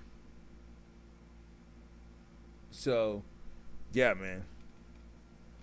I think that back in those days, people actually got jobs just because of that.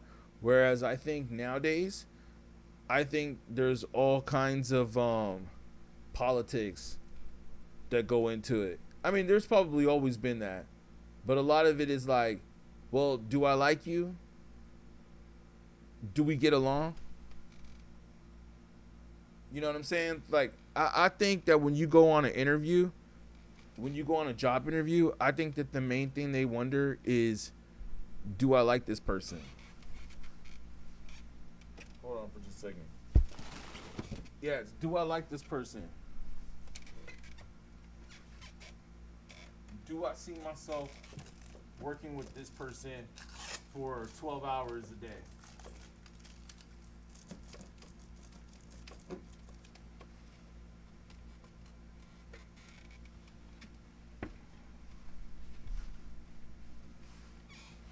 Yeah, man. Yeah, that's what I think.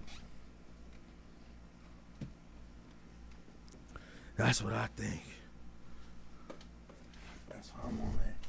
That's what I think, yo. That's what I think.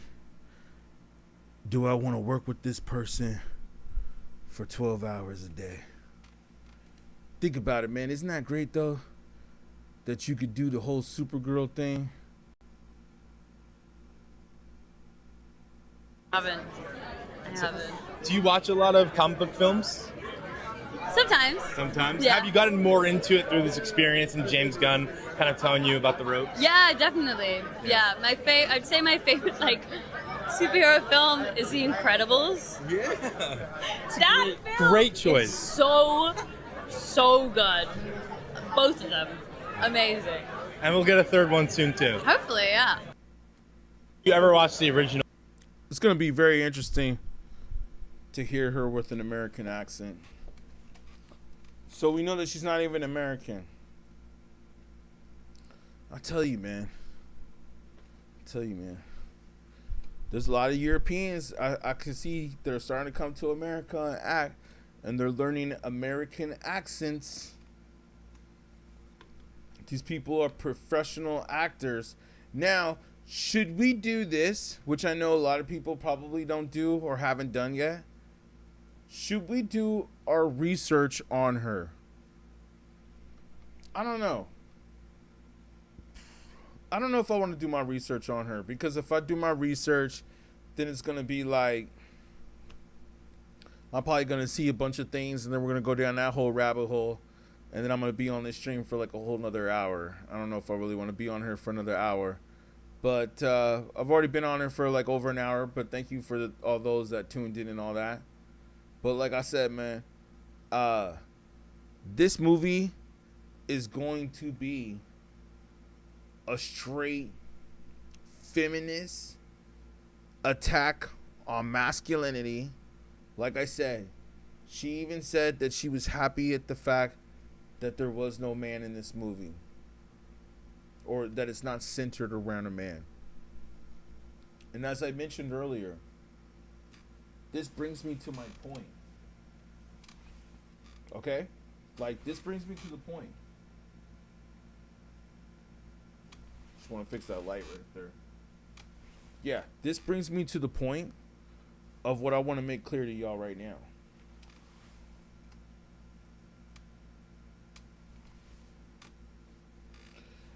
Is that was the same thing that happened in the Barbie movie.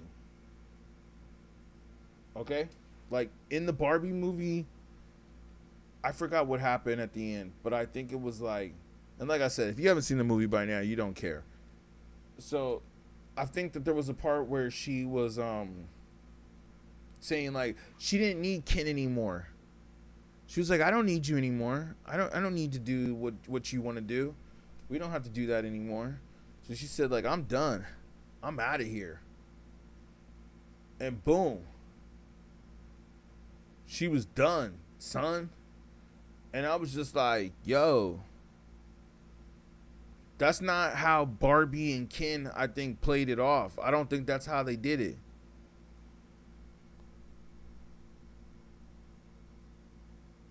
You know what I mean? I don't think that's how they did it. But whatever. That's what they said. That's what they said. But I don't think that's how they did it. But they try to say like, oh, Barbie and Ken. They're like, oh, well, you know what?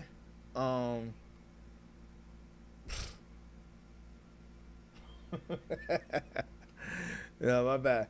I was just tripping because right now I saw that TikTok had like just straight up flagged my account, like, or flagged the stream. I'm like, that's so whack. That's so whack that y'all do that. Trying to say, like, tell me the part. Tell me the part that was misinformation. Tell me the part that was misinformation. I could speak on. Listen, everything I am speaking is factual. Okay? I have done the research on it. And I'll tell you what, I'm not one of those people that speak on something that I haven't done research on. That's what I find so surprising. What I find so surprising is that there's people out there who will straight up speak on shit that they know nothing about. And I say to myself, I'm like, how are you speaking on something when you don't know anything about what you are talking about? I don't get it, man. I don't get it. I don't understand it. But that is the interesting thing, is that you actually have people out here who will speak on things that they don't know. I'll give you an example. There was one time I was having a debate with this woman on some dating podcast. It was kind of interesting. But we were having this debate and we were going back and forth. And I told her, as I've said plenty of times on this channel, the highly evolved man, by the way, make sure you guys like and subscribe. I've said plenty of times before that a woman files for divorce about 70 to 80% of the time. That's a known fact. And she tried to debate me and say, that's not true. What are you talking about? It is true. How do you know that it's not true? It's been studied and it's been proven multiple times. She's like, well, that's not true. I said, well, you know what you can do if you don't think it's true? I said what everybody usually says all the time, right? I said, you can Google it. And then what happened when I said that? When I said that, she was quiet. She didn't have nothing to say. She didn't have anything to say. I said, yeah, you know what? You can Google it. And then she was just like, oh, I guess I can Google it? Yeah, that's right. You can Google it. And then she didn't have nothing to say after that. And I was like, okay, yeah. And there we go. And there we go. Another one. But you see, that's my point, man. I study this of what I'm talking about here. I'm not just out here just like saying this or just making videos and saying like, oh, okay, yeah, let me just talk about this. Let me talk about that. And that's fun too sometimes. I want to see some people in the comments. And some people I like to hear what their opinions on. Like, there's actually some people that say some things that I agree with. Am I ever wrong? No. But I will say, though, that there are some people whose opinions, like, they'll say something, and it's not necessarily, like, disagreeing. It's just, like, they'll say their point of view, and I'll be like, hey, you know what? I kind of agree with that, or I agree with that. And I'll keep it real if I do. And that's why I appreciate everybody's opinions. But, yeah, man, I gotta say, I don't know what's going on out here, man. I don't know what's going on out here. All I know is that there is a control force that's going on, which, like, we can say right now for this video getting flagged. Now, I understand that we don't do streams on YouTube as much, which I think we'll start doing more of, because sometimes I feel like I just got to let this out. You know what I mean? I don't even care how many people are watching. I'm doing this for me.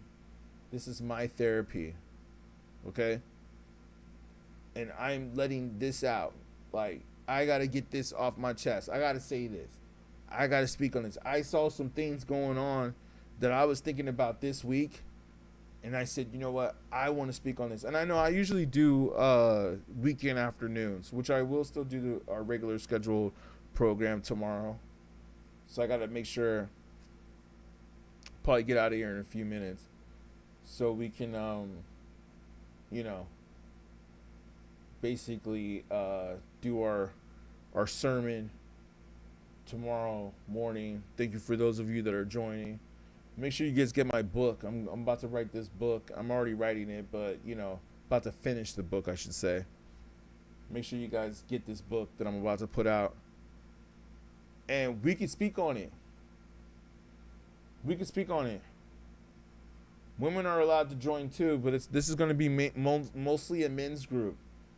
It's mostly a men's group, but we will have occasions where we will have a female sorority that can join our members club. And yes, and we will all communicate and conversate, or converse, shall I say. Yeah, we will all do that and come to a plan. of what needs to happen. And that plan is basically where us men and women, we got to work together. Come on, y'all. Come on now. We got to work together.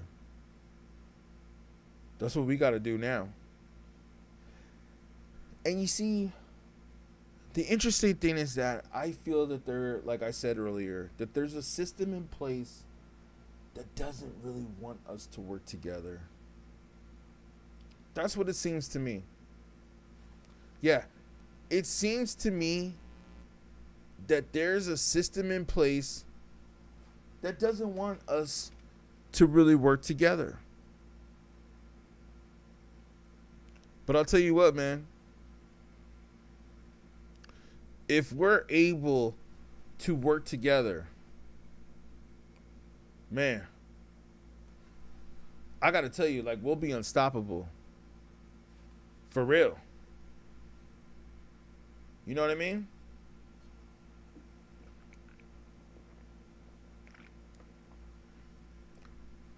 Yeah.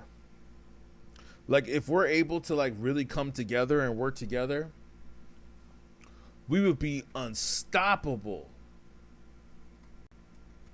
You know, like, for instance, that New York Knicks parade that was going on, of course, in the city of Manhattan.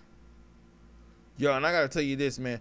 I wish that they would have won that game in New York or won the finals in New York. But, you know, whatever. I don't know if all these pictures are current. Some of them gotta be. But, I mean, look at that. Like, that's crazy. That's like, imagine if all those people showed up for, like, a real cause. And, I mean, that's cool. Like, it brought the city together, as I mentioned earlier. It brought the city together. But then on top of that, it's like, y'all are doing this for sports. Like, it ain't doing nothing for the community. Like, this is cool, like, to do it for the city. That's definitely cool, man. New York is a dope city.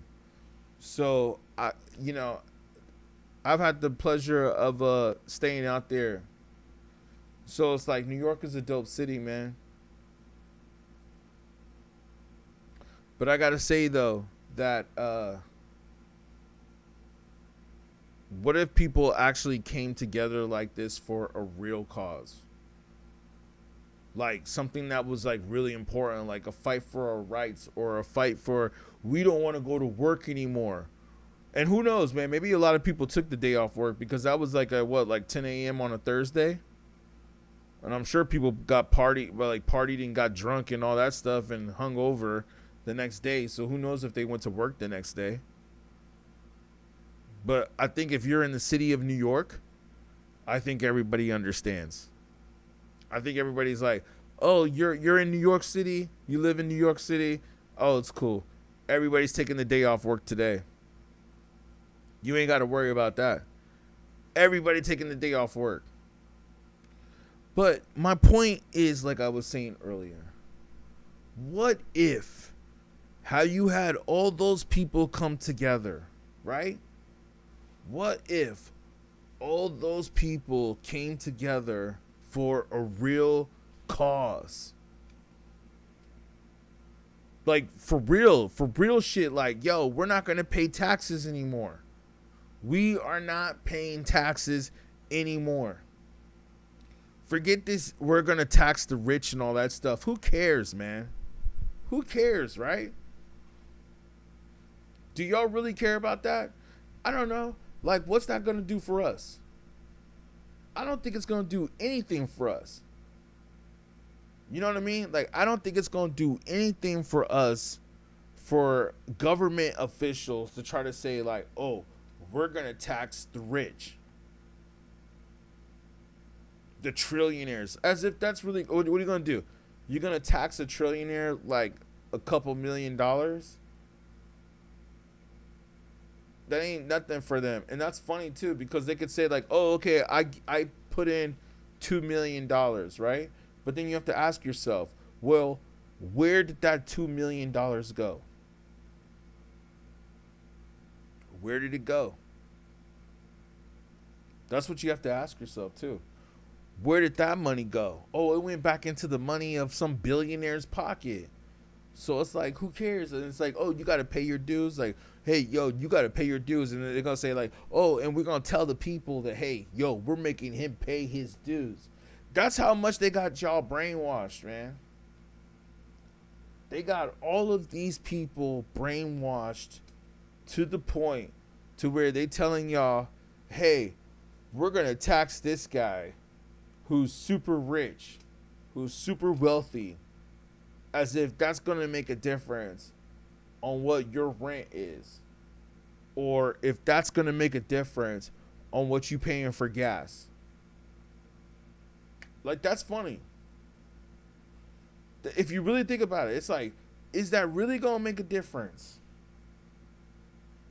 in what you paying for gas, for electricity, and for rent? For those of you that pay rent, like they said most Gen Z people today live at home with their parents. Most people today live at home with their parents. Like, they can't even afford to get their own place. They can't even afford to rent their own apartment. Ain't that interesting? And you know why? You know why you can't afford to rent your own apartment?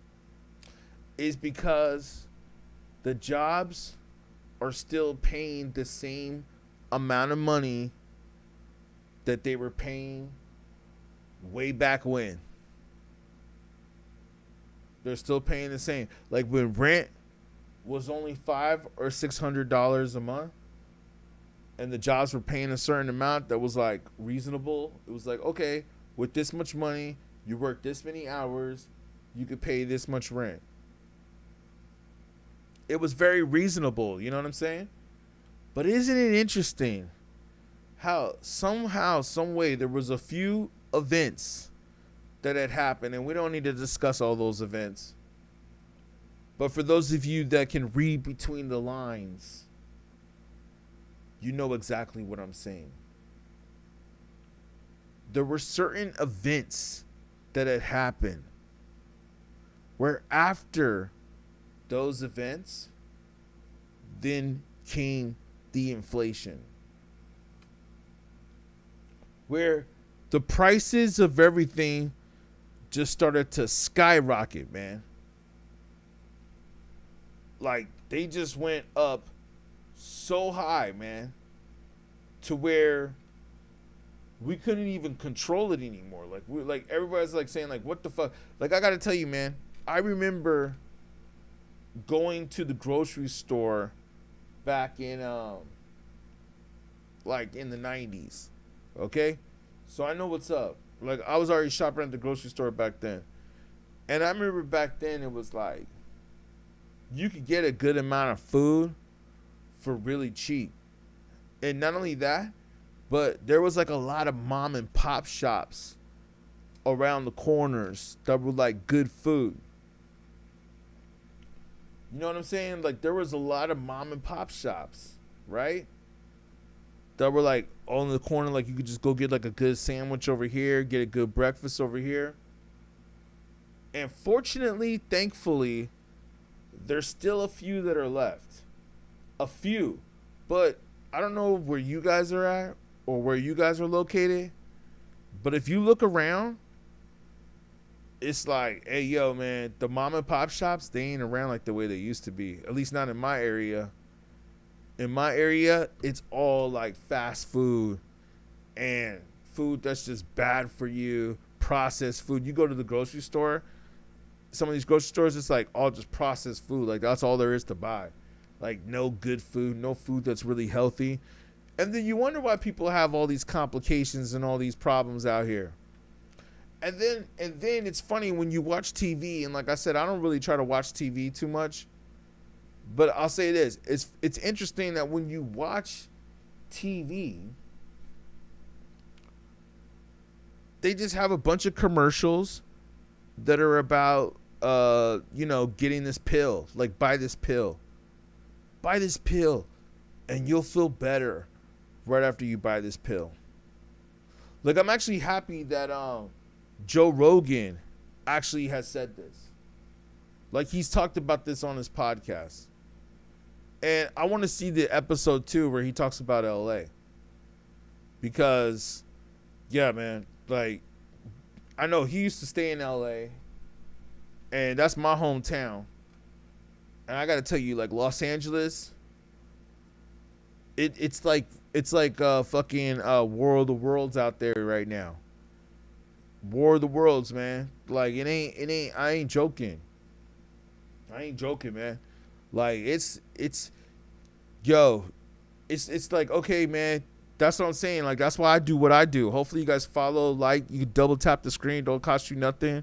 Make sure you double tap the screen to get some more likes up in here so we can get some more people up in here. Thank you. Just double tap the screen. It don't cost you nothing. But I'm speaking the truth right now, man. I'm speaking the truth. And I'm telling you right now, they're like, yeah, Los Angeles right now is like War of the Worlds, New Jack City, and Training Day, which took place in LA. And what's the other movie? I was thinking of Mad Max. You know, you got to throw some Mel Gibson in there because Mel Gibson's crazy as F. But yeah, man, it's all of that. It's all of that right now. Yo, if you guys could double tap the screen, it don't cost you nothing. Get a few likes up in here. It gets more people up in here. Make sure you guys share this live too, so we can get the algorithm going. All you gotta do is double tap the screen. Doesn't cost you nothing. Cause yeah, man, that's what I'm doing, man. I'm speaking true. Like I said, just to refresh you guys, we're talking about the system, the current news of what's going on, and a little politics. And I'd love to hear some of your thoughts. Okay? I'd love to hear some of your thoughts of what you guys think is going on and how you feel about what's going on in the system right now. Because I got to tell you right now, man, from my point of view, I'm fed up. I am fed up. I'm tired of this. Like, look, I can't take this anymore in a way. All right? I feel, and I probably look somewhat like, well, not look like that, but, you know, I feel like that. Like, you know, just Michael Douglas in one of those movies where I'm just fed up, man. I'm fed up. You know, like, I love the scene where he, I forgot the movie. If you guys know the movie, y'all can say it in the comments. But I like the scene where he goes to, like, a McDonald's, right? And they give him the burger, and he looks at the picture, and the burger, I'm sure we've all encountered, it don't look like the picture. The burger doesn't look like the picture. He's like, yo, man, that doesn't look like the way the picture does. And people will be like, well, you know, that's how we made it. I'm like, nah, man. I want my burger to look like the way the picture is. Like, I don't even like going to McDonald's anymore. And I don't really eat at McDonald's anyways. I try to stay away from fast food, period. Because I think fast food is more than just bad food for you. My personal opinion, I think fast food is actually there to destroy the minds and to make people stupid. I think they actually put certain chemicals. Oh, let me not say too much, because last time I was talking about this, we you know, we don't want to say too much. I don't want to say too much. But what I will say to you though is that I don't eat McDonald's anymore. But I do know, speaking of which, like when we used to buy groceries and buy stuff and go shopping back in the days, I remember that the Big Mac used to be bigger. Yeah. Yeah, the Big Mac used to be bigger. And the fries, come on, man. Can we all admit the fries? Like, I don't know how it is where you guys are at. Like, McDonald's is known also for their fries. Okay? Like, McDonald's has good fries. But there's been a lot of times occasionally, and thank you for the likes coming in. There's been a lot of times occasionally where I've gone to McDonald's and I've gotten their fries and the fries are soggy. They're either soggy and cold, or they're either like what's the other thing? They're either like too hot, they're like burnt, like they cooked them too long and they're burnt. They're like dark brown. And both of the times, either they're undercooked or overcooked. They don't fill it up to the top. It's like you look at the picture looks like it's like straight full. But when they give you the fries, it's like the fries aren't even full to the top. It's like they just put like a little scoop in there. Like they just scooped it and just threw it in there. They're like, here you go. And it makes me say to myself, like, come on, man. Come on. Like if I were, you know what I'm saying? Like, come on, man. I used to work at McDonald's, so I know this stuff. Like I can speak on this. My first job was at McDonald's. And I can say this. I can say that when we would take our lunch break, I don't know how they do it now. Like, I was at McDonald's way back in the days. Okay? When I was at McDonald's, it was like before the internet. Okay? So, it was different then, of course. But it was probably cooler too then. But I just know that when I was at McDonald's,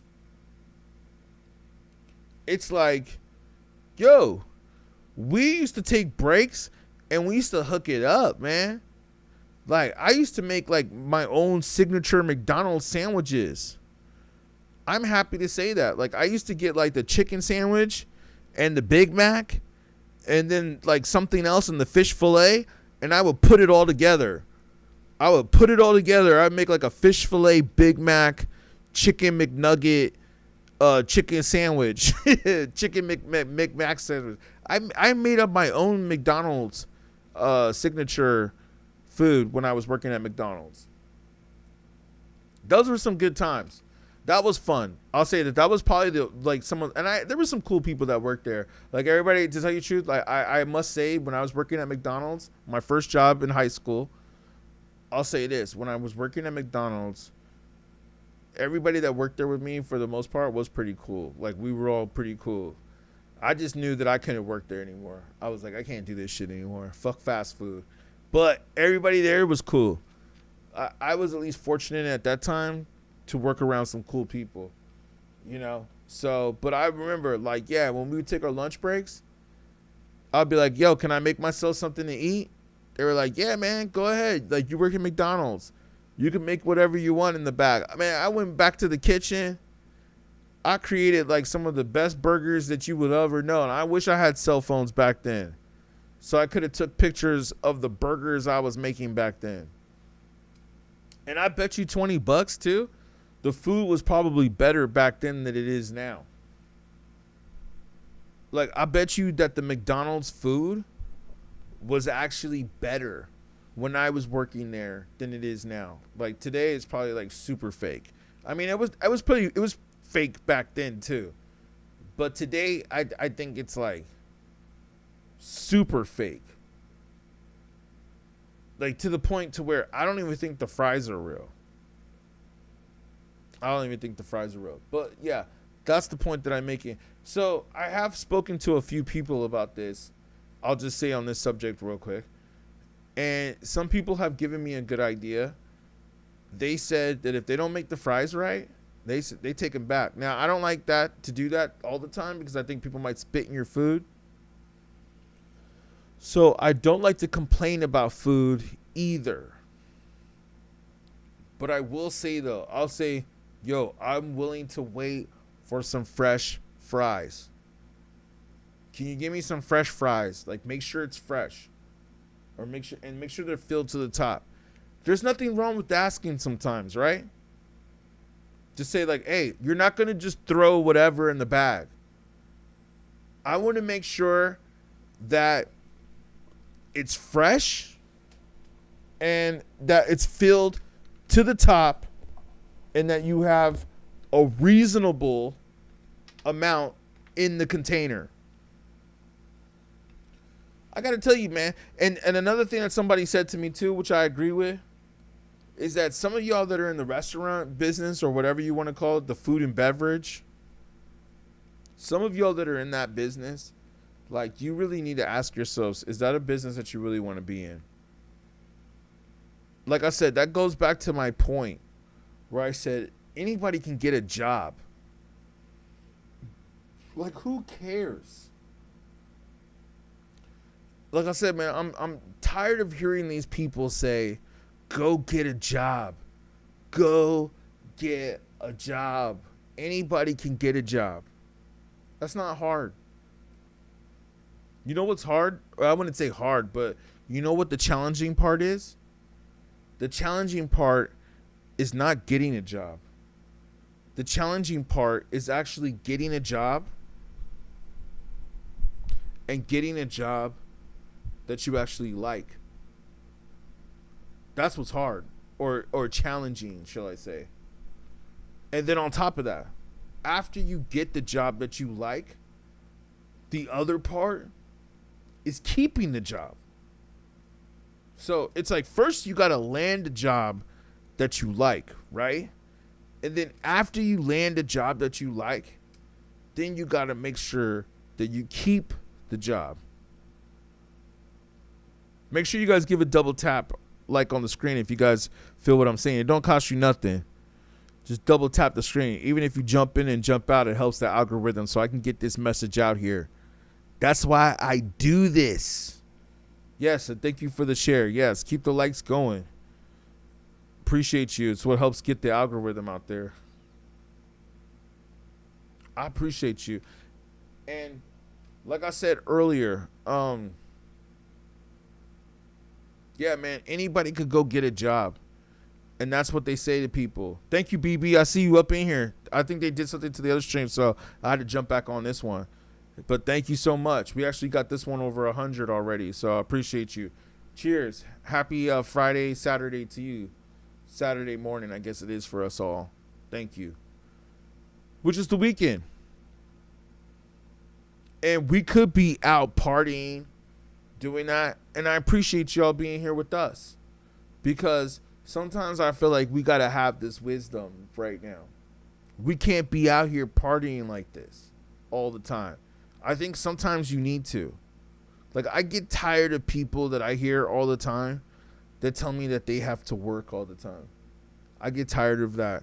Like, oh, I got to go to work. Oh, what are you doing tomorrow? Oh, I got to work. And then what do you have going on after that? Well, I have work. And then I have school. And then I have some work.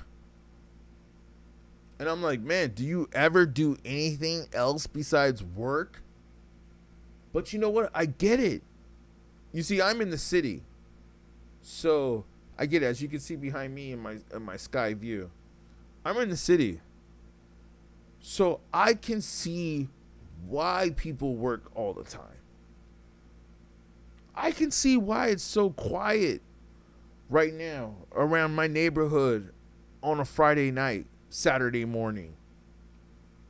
You know why? Because everybody has to go to work. That's why. Everybody has to go to work. The rent's too high. The gas is too high, right? People got to pay for gas.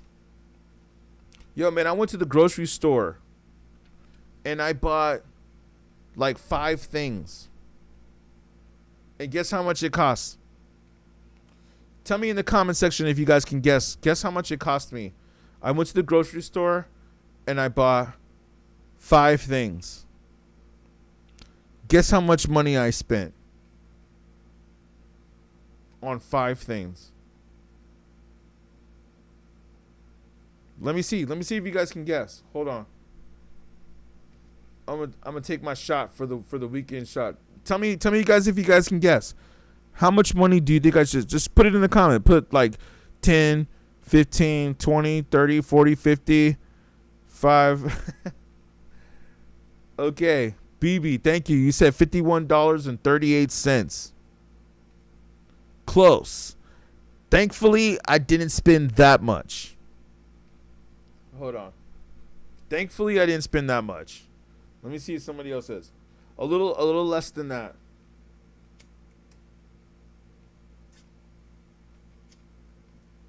I'll tell you in a second.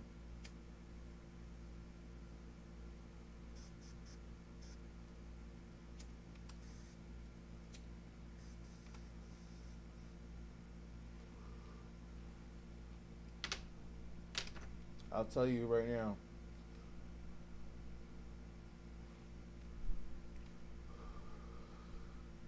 What did he say? Yo, probably like a little over 20, 30 bucks. So close to 50. Close to 50, yo. Crazy. Go take a shot for that.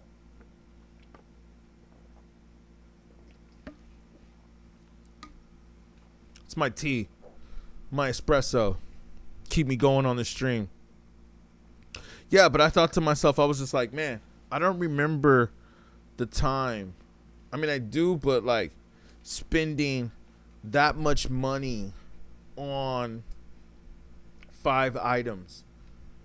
And not only that, but it's like, yo, man, I remember when like things were just so much cheaper and so much better. And that's what I wanted to mention, that it seems like now we're at a time, if you guys haven't noticed, and you tell me if I'm right or wrong, but I feel like we're at a time now where it seems like things just keep going up and up and up. It's like, it's almost like the prices just keep changing overnight. Like you go to the store one day and it's like, it was this price, and you go another day and it's like that price, and then you go another day and it's like, it's way up here. And then you go another day and it's like down here again. It's like, oh, okay, it's cool. But then there's another day where it goes up. It's almost like now you got to buy shit when the price is right. It's like that TV show, The Price is Right. If you hold out, you may miss something. You know what I mean? You got to do it while the price is right. That's where we at right now, man. It's almost like when I see the gas prices drop down a little bit, I feel like I got to be like, oh, maybe I should get the gas now and not wait. Because it's like sometimes I'll be like, oh, I'll just do it later. I don't need it. I don't need the gas. I mean, I do, but I don't really. So whatever. I'll just wait till later. And then that time comes when you really do need the gas. And then it's like, oh, the prices just went up. It's almost like they know when you need the gas. You know what I mean? It's like they know to put the prices at a certain price when you don't really need it. And then when you need it, then it's like, boom, the price just skyrockets. They know what they're doing, man. Like, there's something that's going on right here. And that's what I was saying earlier. And maybe I'll try to watch what I say on this one, because I kind of was saying this on another stream, and it apparently they didn't like what I was saying, whoever they are. But you know what though? But they'll play Drewski doing his dumbass skits, and the streamers doing all kinds of gay activities. They'll post all that. They'll push that. It's not about posting. It's also about like having a media company behind you that pushes it. You know what I mean? Like, and like I was saying earlier, these cats get onto a certain way of fame because they use that push of the resources that these companies have, right?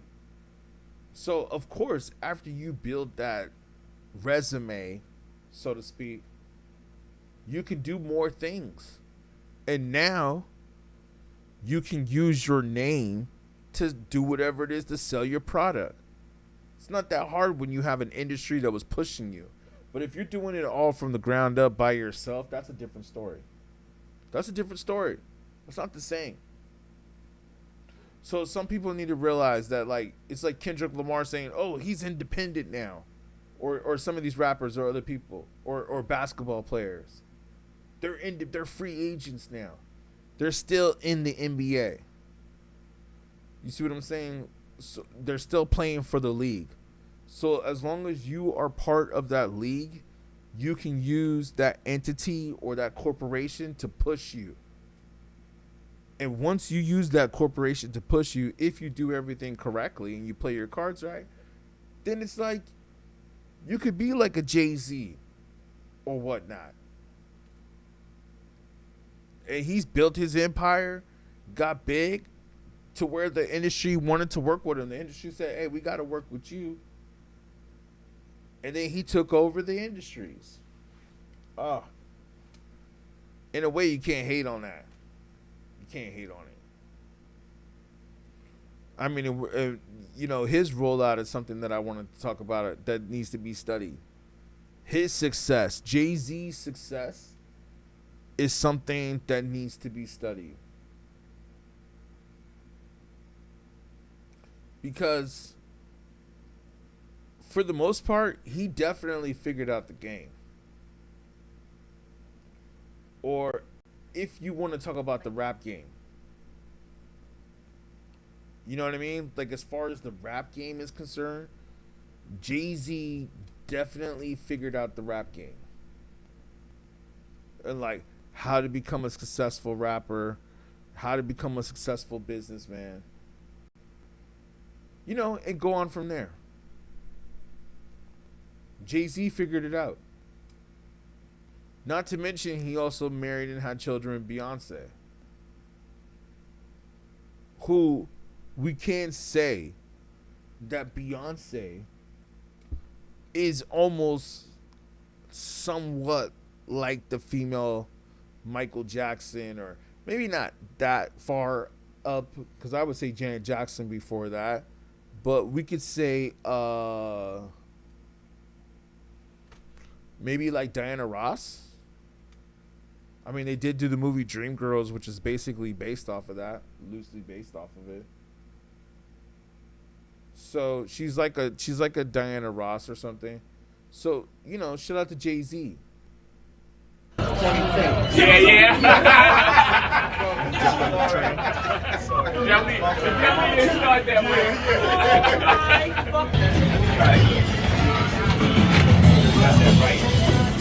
So he's basically doing his rollout right now before his Yankee Stadium show, which makes sense.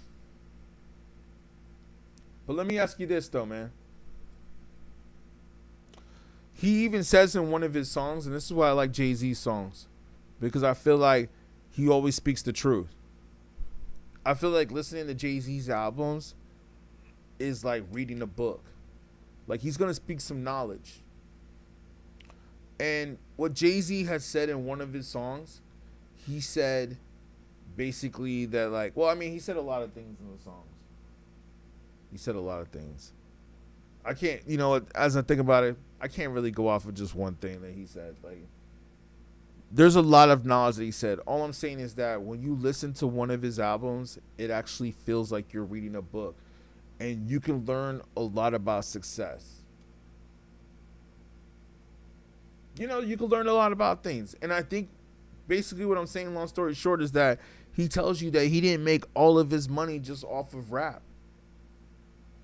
Jay-Z made his money off of lots of other things and lots of other ventures, just like Nas is doing right now.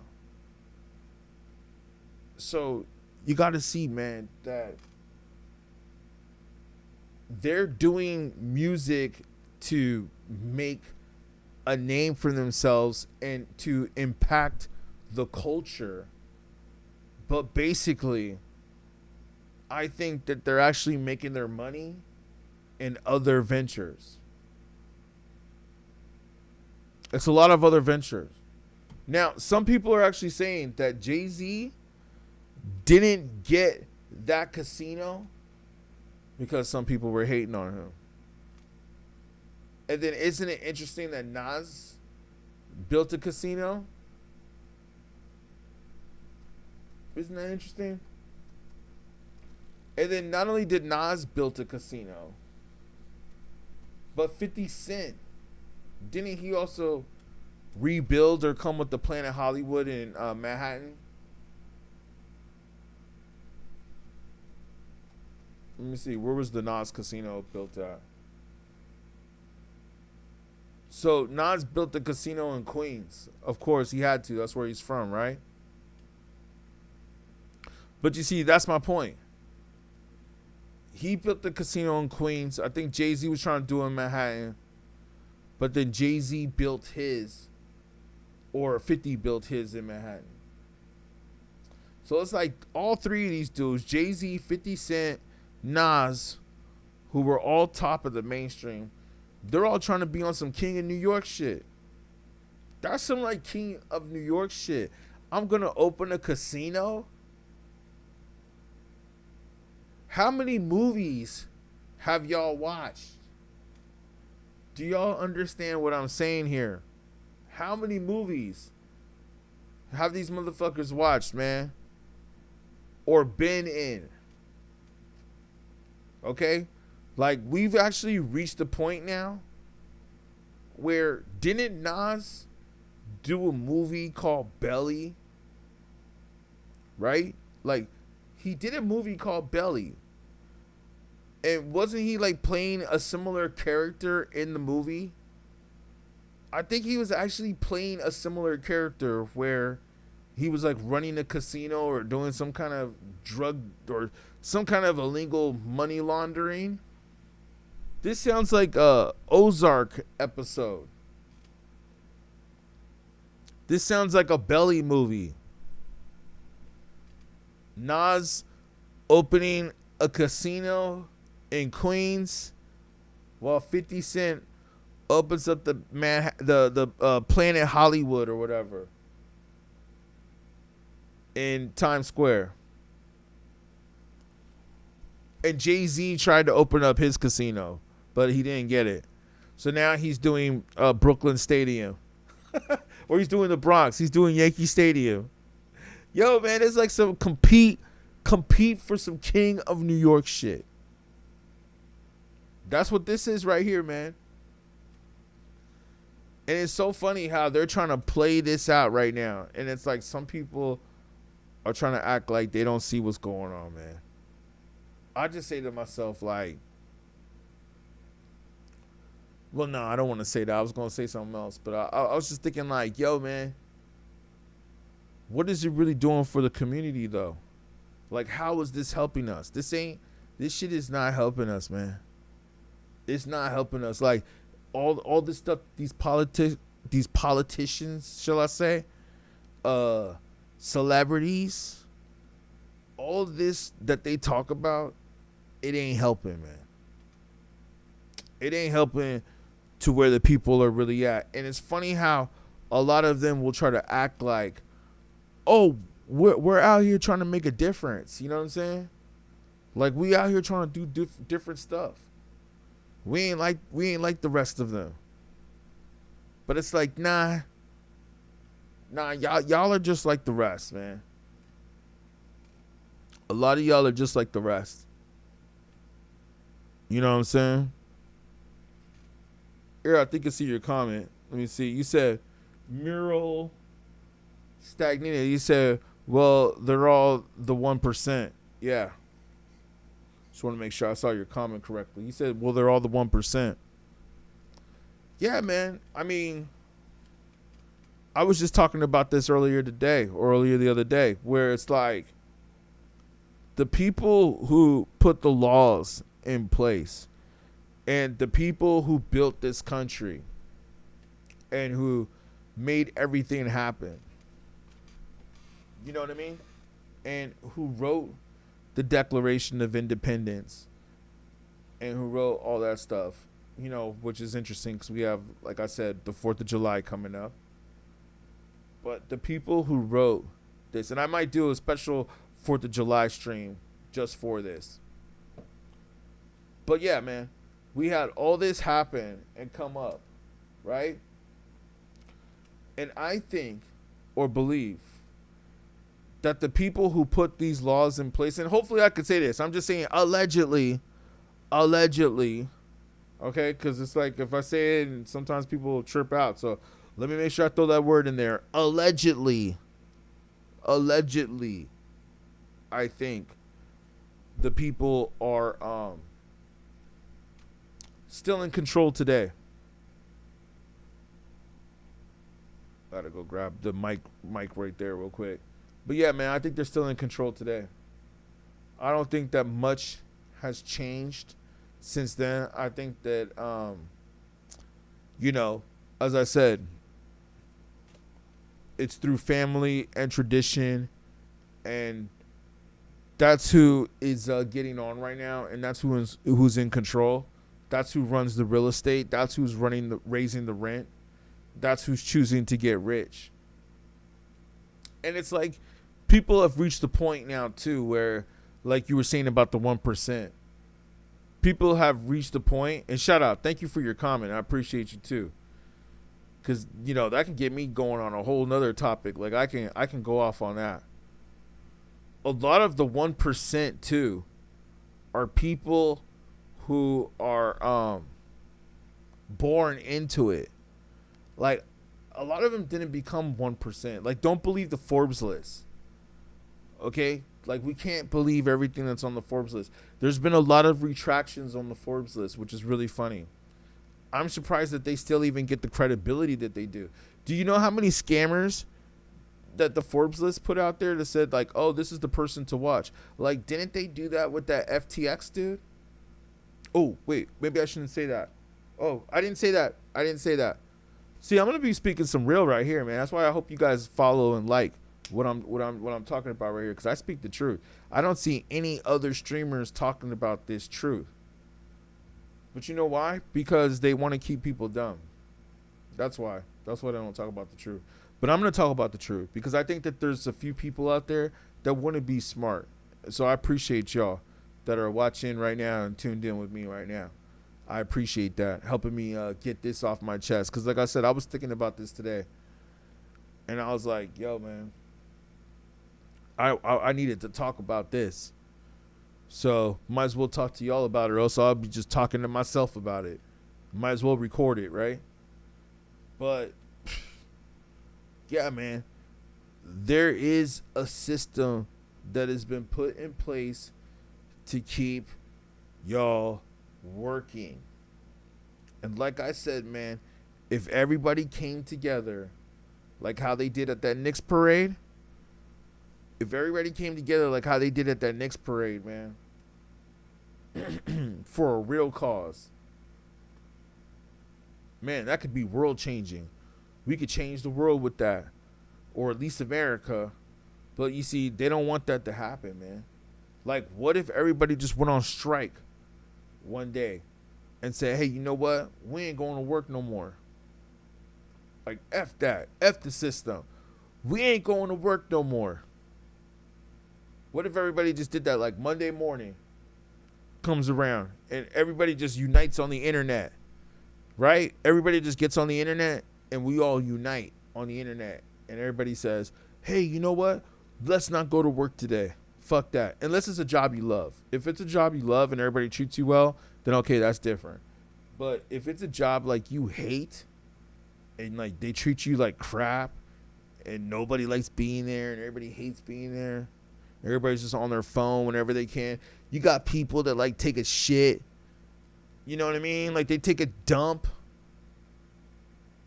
And you're like, yo, man, you just want to take a dump just so you can get away from the office. Like, oh, you're on your, oh, okay, I got to go to the bathroom. And then people be like, where's so-and-so at? And then it's like, oh, they're taking a shit in the bathroom. That's why it's like awkward taking dumps at work. But some people do it because, you got to. And not only do you have to, sometimes it's like you just want to get away.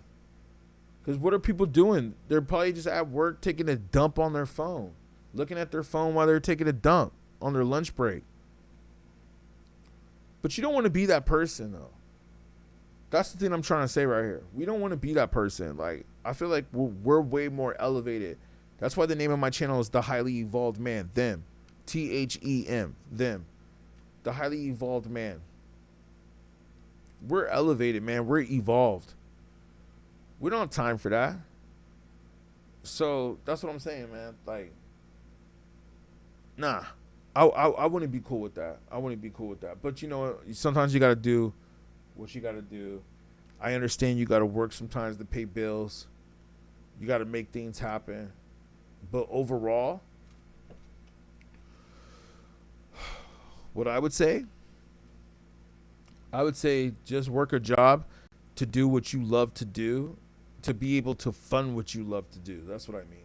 Like, work a job to be able to fund what you love to do. Don't work a job to work a job And then if you lose that job, then you got to go find another job. And then if that job closes down, or that person gets fired, or that person decides to retire, now you have to go find another job. And now you're just a person that's going job to job to job. And then sooner or later, you realize, if you're lucky, you're nearly 100 years old and you're still working. Who wants to be like that? Now, I understand. If you like what you do and you have a great job and people treat you well, then do it. But, nah, man. I got to say straight up, if you're doing what you hate to do, then you have to look at that as an investment. You know what I mean? Like, that's what you have to do now. You have to look at that as an investment.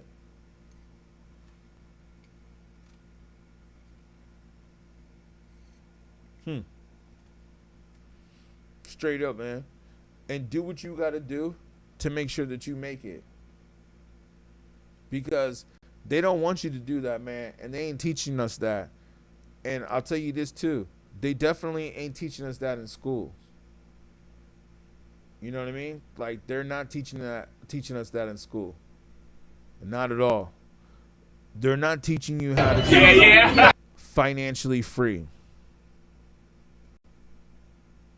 What they're teaching you how to do is how to be a slave. And that's all I'll say on that, because I want to be able to keep this stream running. That's all I'll say on that. We can go maybe a little bit deeper into topic on my other platforms, maybe later. But from what I will say right now is that we have been taught in this society to follow certain trends.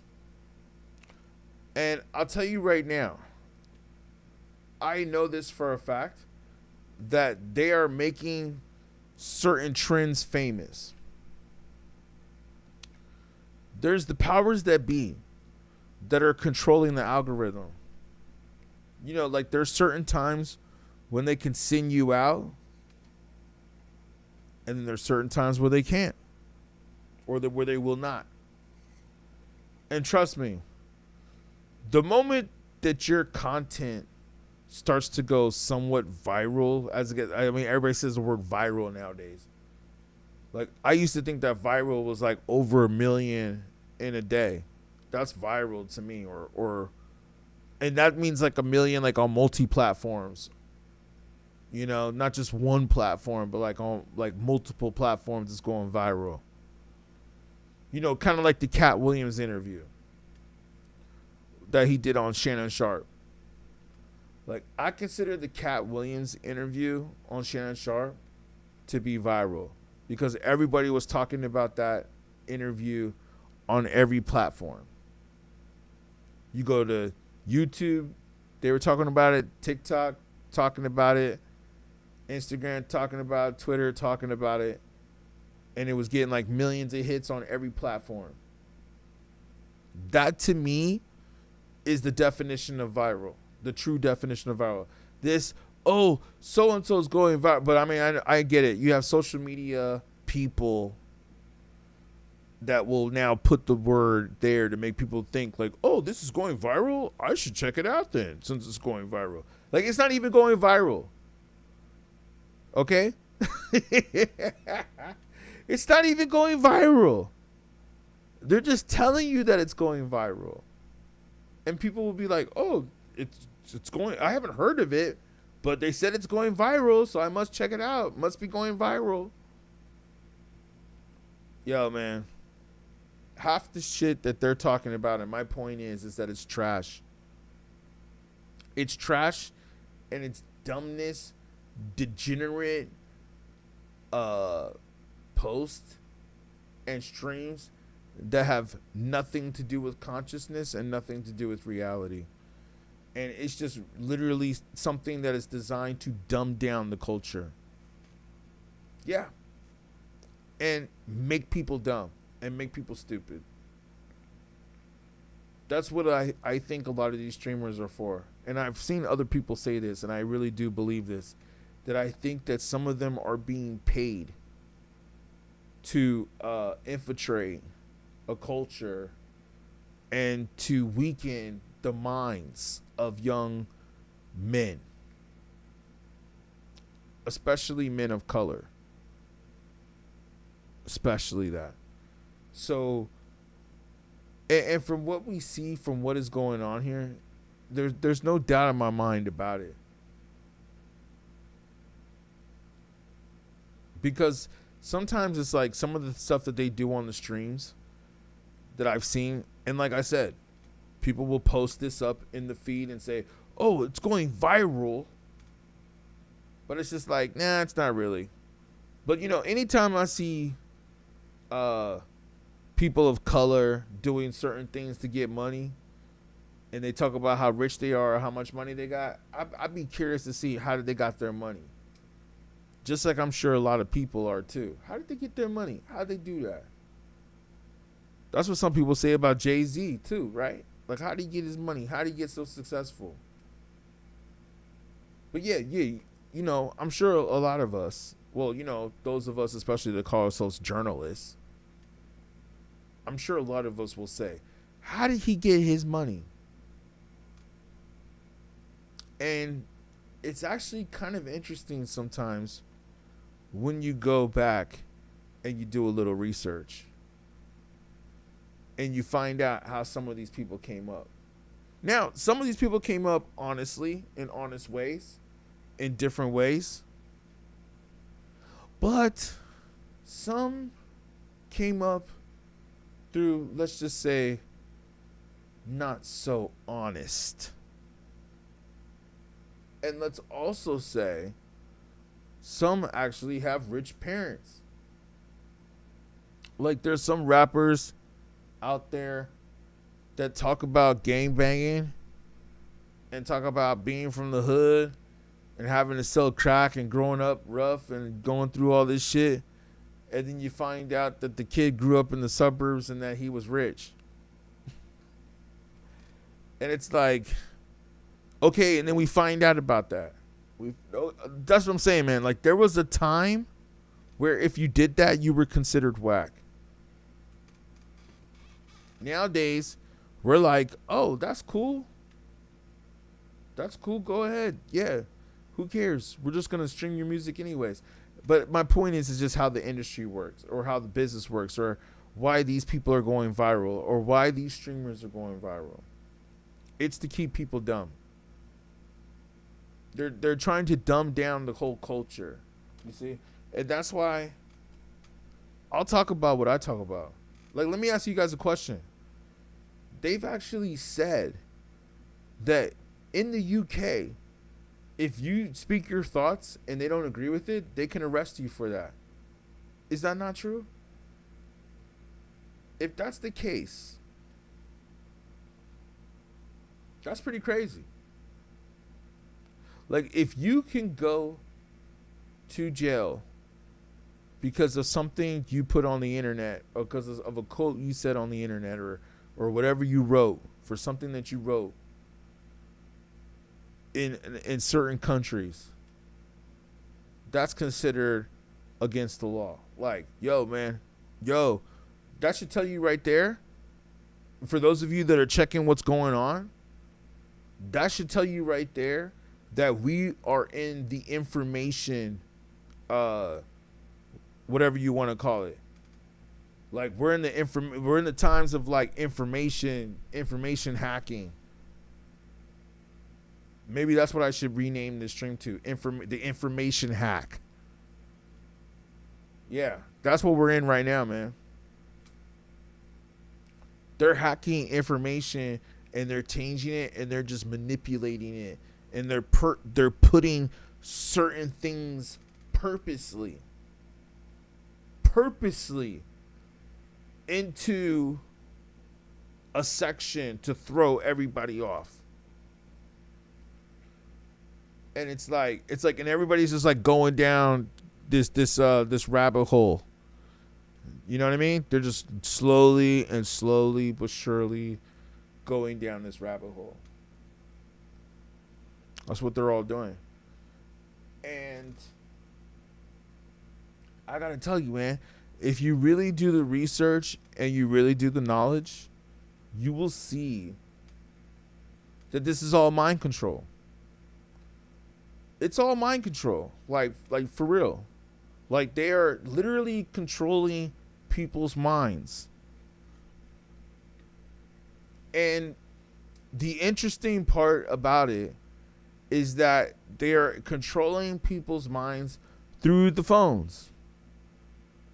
Like, that's what's going on. So it's up to us to have certain people that know how to break through this.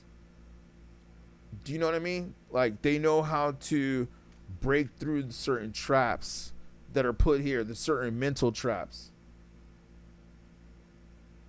And this is what I was trying to explain earlier to somebody. But, you know, some people just can't get the message, man. Like, some people just can't get it. Some people just can't see it. It's like we said earlier. We're in the Matrix. Okay? Like, we're in the Matrix, and some people just, they can't see it because they haven't taken the red pill. I guess it's like, what, the red pill or the blue pill? Which one you gonna take, the red pill or the blue pill? Right? Which one?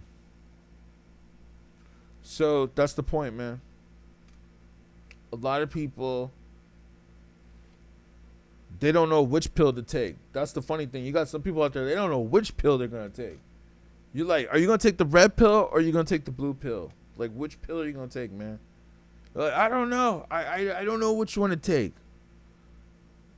So you can't even trust those people or really depend on them.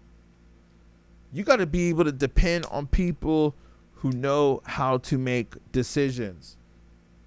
And that's why you got to like this channel. Make sure you guys like what I'm talking about. You can double tap the screen too to get more people up in here. But not just that, but make sure you guys follow the channel, because like I said, I'll probably be doing more live streams before we get up out of here. Yeah, thank you. It helps get the algorithm. Make sure you guys are following if you feel what I'm saying. Thank you. I appreciate it. Oh, BB, you still up in here with us. I appreciate you. Hold on. Let me channel something real quick. Thank you guys. I appreciate y'all. Thank you, BB. Appreciate you so much. You're awesome.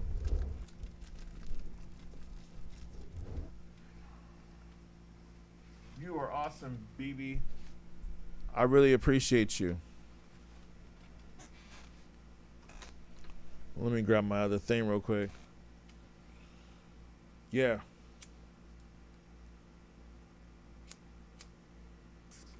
You guys tell me what's on your mind. Politics, government. Thank you so much, BB. I appreciate you. Y'all tell me what's on your mind, whether it be government, politics,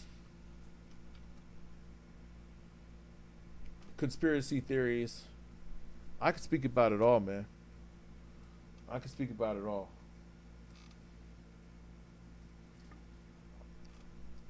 I've taken the time to study it all. And not only that, but I've also taken the time to go to other countries to study the wisdom out there too. And to study what they were talking about and what they were doing and the knowledge that they were withholding from us. And I can tell you straight up that that's why I felt like I had to start this. Hold on, let me fix something real quick. Hold on. That's why I feel like I had to start this, man. Because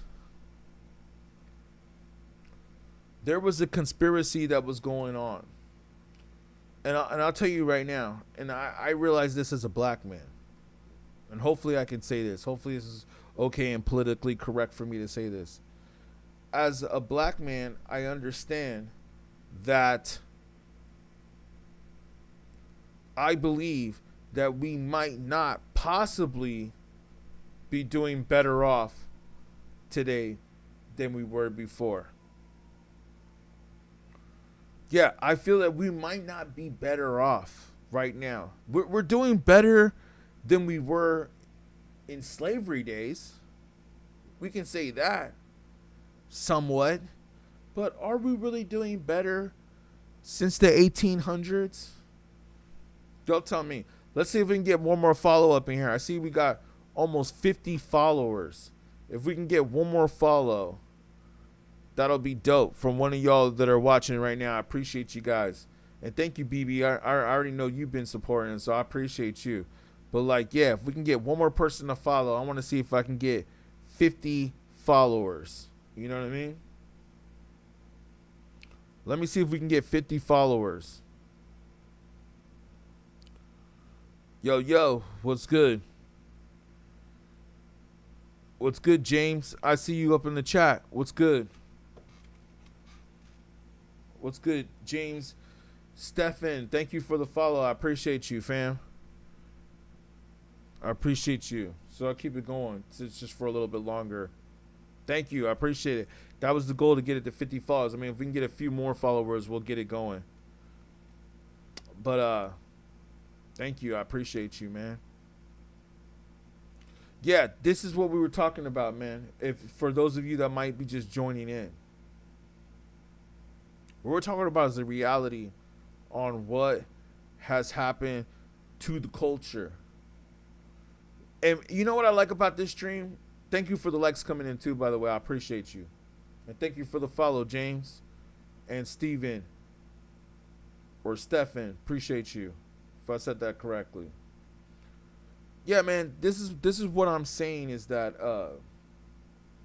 I'm glad that at least for this stream, we've been focusing on the system. You know what I mean? Like, that's what we've been talking about mainly here. We've been talking about the system. We haven't really been talking about dating and relationships, although we could cover that. That could be a whole nother conversation. That's a whole nother conversation. But I will say this just to speak on it real quick, because that is something that we should touch, because I know we've touched a lot of deep subjects so far on this stream. I will say that I don't know if men should get married these days. At least not in America. We could check out what it is in different cultures. Maybe in different cultures it's different. Hopefully. But in America or American culture, I would not advise to get married, at least not right now. And I've heard other people say this, but what I will say is that the laws are not written in men's favor. At least not in my opinion, not right now. So I would not encourage anybody to get married, at least the way the laws are for the way they are right now. And if you do, then you get a prenup. But like I said, that's a whole nother subject that we could speak on. Right now, we were talking more about the whole politics, the industry, where we're at, what's going on with the culture, what's going on in business, in culture. And as I want to say this too, for the record, for most black people that are successful, it's very interesting to me that most of them have to be either rappers or athletes or actors. But I don't really think that there's that many there's not really that many actors. I mean, it's really few. Or comedians. But that's what it seems like. It's like they're comedians / actors, rappers, or athletes. You don't really hear that much about black lawyers, doctors, real estate agents, people that own land, farmers. You know, there's a lot of billionaire, multi-millionaire farmers out there You know, they don't talk about them.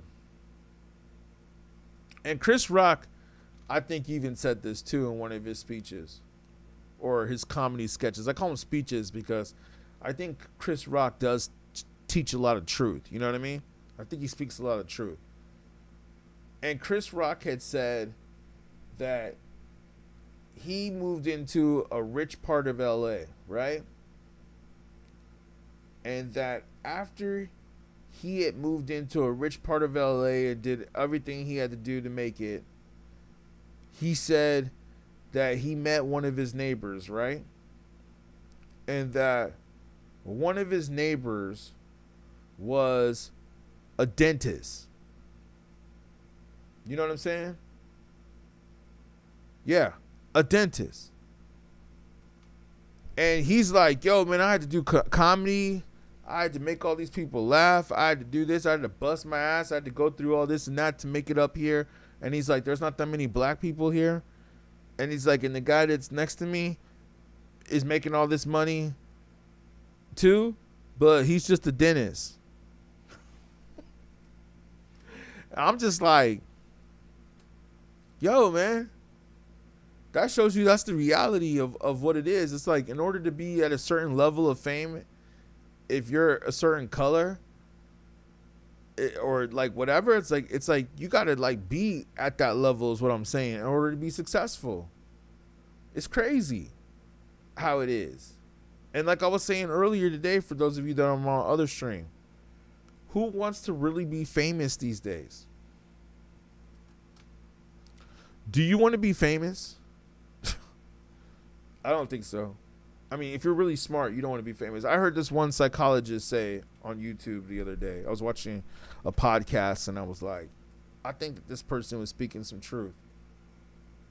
And he said, you could be around really powerful people and not know who they are.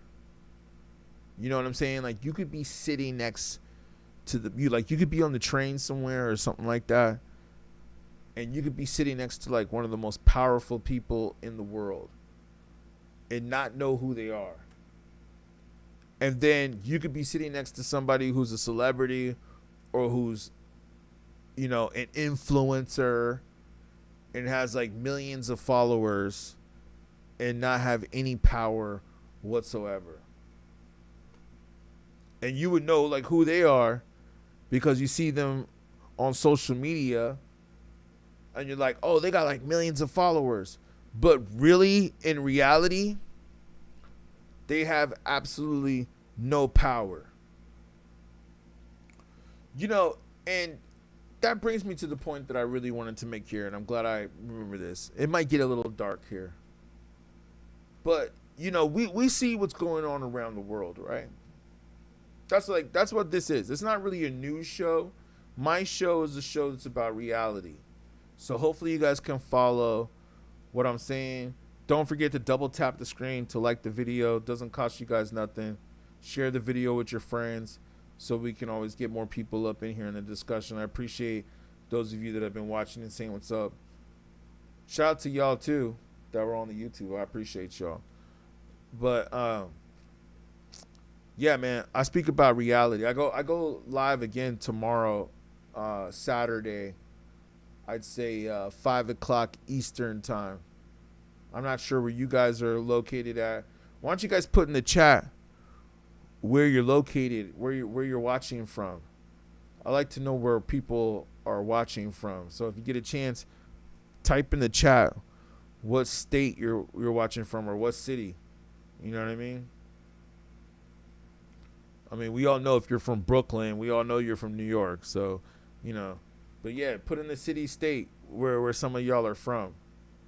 I like to know where we're at because that also helps us gauge what time is good to do these streams at. But like I said, this one right here was one that I had to just do to get off my chest. Like, I was thinking about some things and I was like, you know what? This is where I'm at right now. This is where I'm at right now. Like, right now, I'm feeling fed up in a way. I'm feeling fed up, but I'm also feeling hopeful too. I'm feeling optimistic too as well. Because I do believe that with all the negative that happens, there is still positive. You know what I mean? Like, there's still going to be a positive realm that comes out of the negative. It has to be. It's only inevitable. You know, it's like those of us that have experienced being around a lot of people will know that those that are real, that always comes to show. And those that are fake and phony, that always comes to show as well. It's like that quote that Maya Angelou said, where she said, when people show you who they are, believe them the first time. It's like, yo, man, I always like took that quote for granted. But now I know I don't take that quote for granted anymore. I don't take it for granted anymore. Like, I really do believe in that quote now. Like, where I'm like, yo, when someone shows me some bullshit or shows me like what they're all about, right then and there, I'll be like, hey, you know, even Common has a rapper, he says that. He said, it don't take a whole day to recognize sunshine. Like, that's how I feel, man. It don't take a whole day to recognize sunshine. If you do something that's foul, why are we going to kick it again after that? And it's funny, too, because there are some people that I know that were like that. I don't really associate with them anymore. But there are some people that I know like that are like, they did some foul stuff back in the days. Where it's like, hey, yo, some shit I understand. Some things just happen and it's just like, all right, man, it's all good. Like, you know, whatever. You was going through your thing. We was going through our thing. Whatever. It's all good. Shit happens sometimes. Okay, I get that. But sometimes there's just some things that people do where it's just like, it's so foul. Where it's like, nah, I can't take you back after that. Like, I can't be cool with you after that. Like, nah, I'm good. Like, shh. Like, hey, we, you know, no disrespect, but deuces. You know what I mean? Like, nah, I ain't effing with you no more. I don't F with you. You little stupid ass bitch. What you want to do? I ain't be effing with you. I don't give a F. You know, that's how I feel. Yeah, I don't F with you. And it's like, sometimes I have to tell people that too. I told people that way back in the days. Like, nah, I'm good, man. But it's funny how some people might still come back around, be like, hey, what's good? Hey, yo. And it's like, nah. And I get it. Some people fall for that bullshit. Some people fall for that and they'll be like, all right, you know what? Maybe things have changed. Maybe you cool. Nah. Not no more. Like I said, going back to the quote, remember, these quotes have been historic.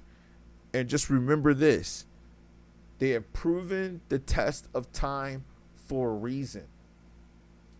Or shall I say they have stood the test of time. All right? They have stood the test of time for a reason. These quotes are around for a reason. And like she said, Maya Angelou, when people show you who they are, believe them the first time. I know I'm down by that quote, man. Like, once you show me some foulness, oh, I'm up out of here. I'm out of here. So, yeah, man, that's what I'm saying. It's all about, like, who do you trust? You got good people in your circle? You got people that you can trust around you? That's really what it's about. It's about, like, having people around you that you can trust and you can build a team with. You see, that's why there's so many people that are broke out here. You know, so many people are broke out here because they don't know how to work together. That's what I was noticing, too. I was definitely noticing that in the city. You know what I mean? Like, people don't know how to congregate or work together. They do, like, under certain circumstances, or like if there's a paycheck involved or they got to pay rent. So it's like, oh, I got to work together with this person or else I'm not going to be able to pay rent. So we got to work together. You know, you have that situation, which I'm sure we've all been in. But I'm talking about more on a deeper level, like more on a conscious, subconscious level. You know what I mean? Like y'all are working together because you really want to work together.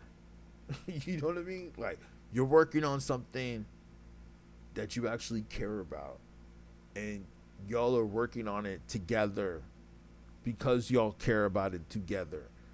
That to me is much different. And it's that then it goes to more than just a job. Like I was saying earlier, anybody can get a job. Who cares about that? We're not talking about that. What we're talking about is doing something that you feel is your purpose. That's what we're talking about. We're talking about purpose. You see, and that's what a lot of people forget. Life is not always just about going to work and paying bills. That's not what it's all about. That's part of it. Yeah, you got to do that. That's the economy that we're in.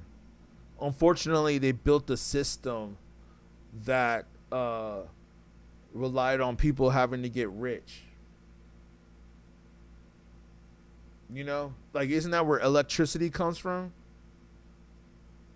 Don't get me started on electricity.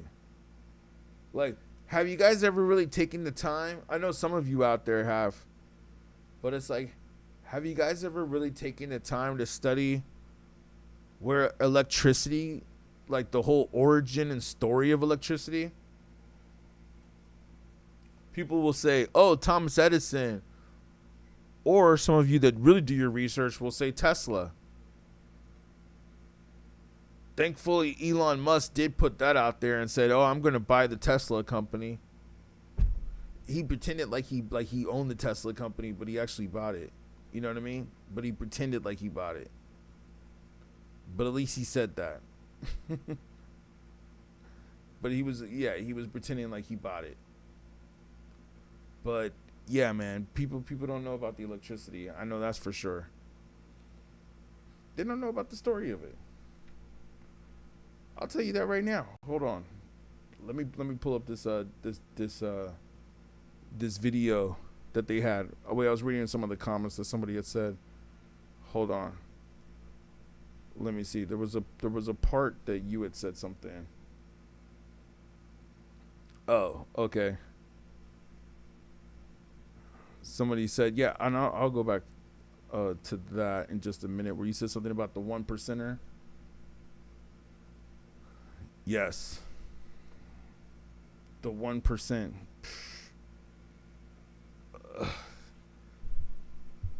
It goes to show, man, the economy is the way it is for a reason. It's meant to keep us all in. I'll say this, man. Like, I've gotten to the point now to where I feel like you got to do what you got to do. And who cares what people think? Who cares what people think? Like, there's going to be people out there that are going to be happy for what you do, and there's people out there that are going to be hating on what you do. But you just got to do what you feel is right for you. And don't be afraid to take risk. That's one thing that I've been doing that actually has worked for me a lot. I'd say a lot more than not. There's times where things don't work out. There's definitely times about that. You know what I'm saying? Definitely times about that. But for the most part, it always works out. Like some people had said to me, things will always work out if you put your mind to it. Wait, there was somebody else I was seeing. Sorry, y'all, I have like multiple chats going on right now, so I was looking at multiple things. Hold on. And I'm going to play you this clip real quick. Hold on. Of the Jay-Z.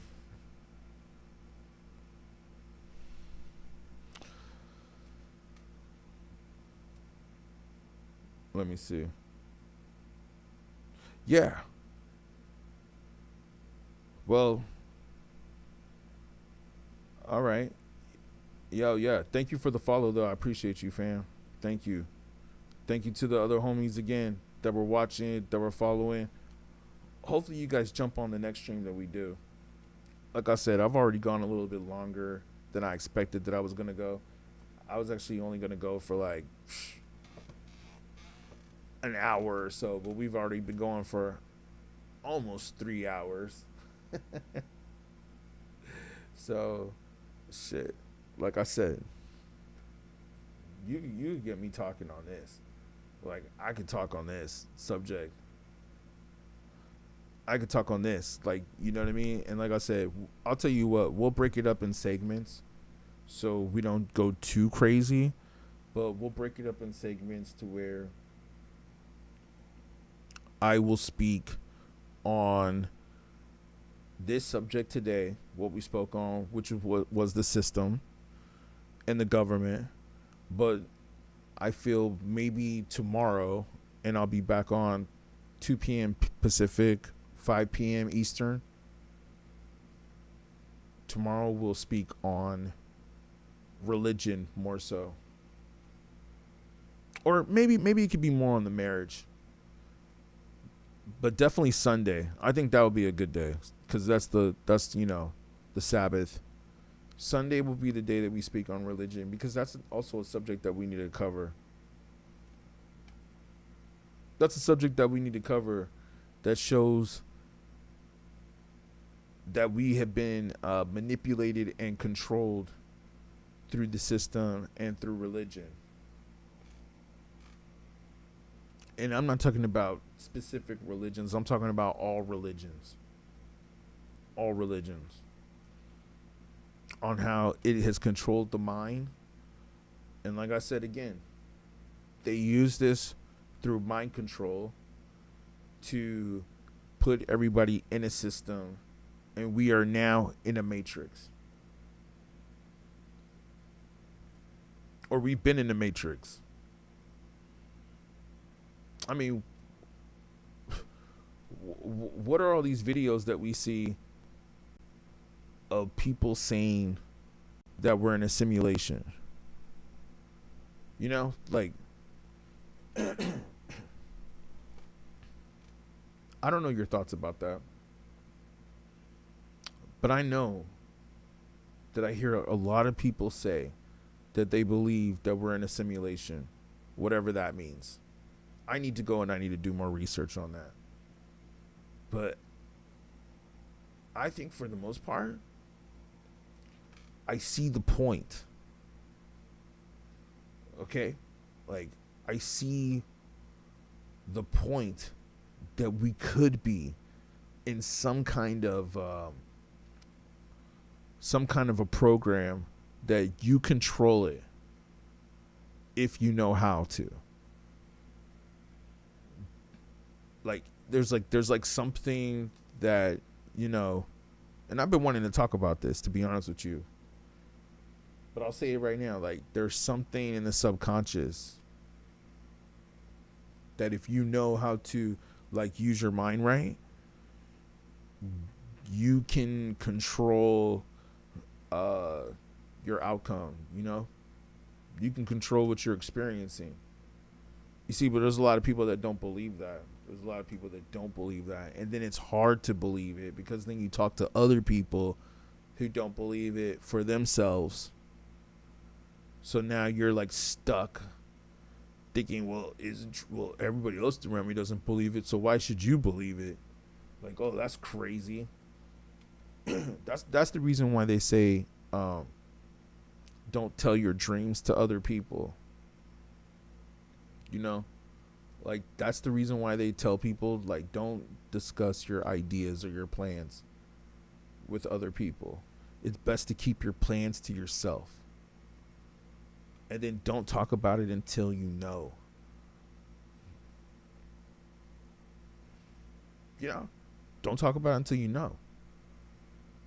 For sure. But, yeah, man. It's hard. Like, I was just listening to Jeff Bezos' interview earlier, you know, founder of Amazon. And he says a lot of things I agree with. But one of the main things that he said was, he said, it's hard to make it if you don't have help from friends and family. I thought that was really important that he said that. Like, he actually said that Amazon would not have become what it became if he did not have help from friends and family. So you can kind of see that most of these people that have become successful, they had a lot of help around them, which is a good thing. I'm not mad at that. But I'm saying some people, some of us, we're not fortunate to have all that. We're not fortunate to have rich parents. You know?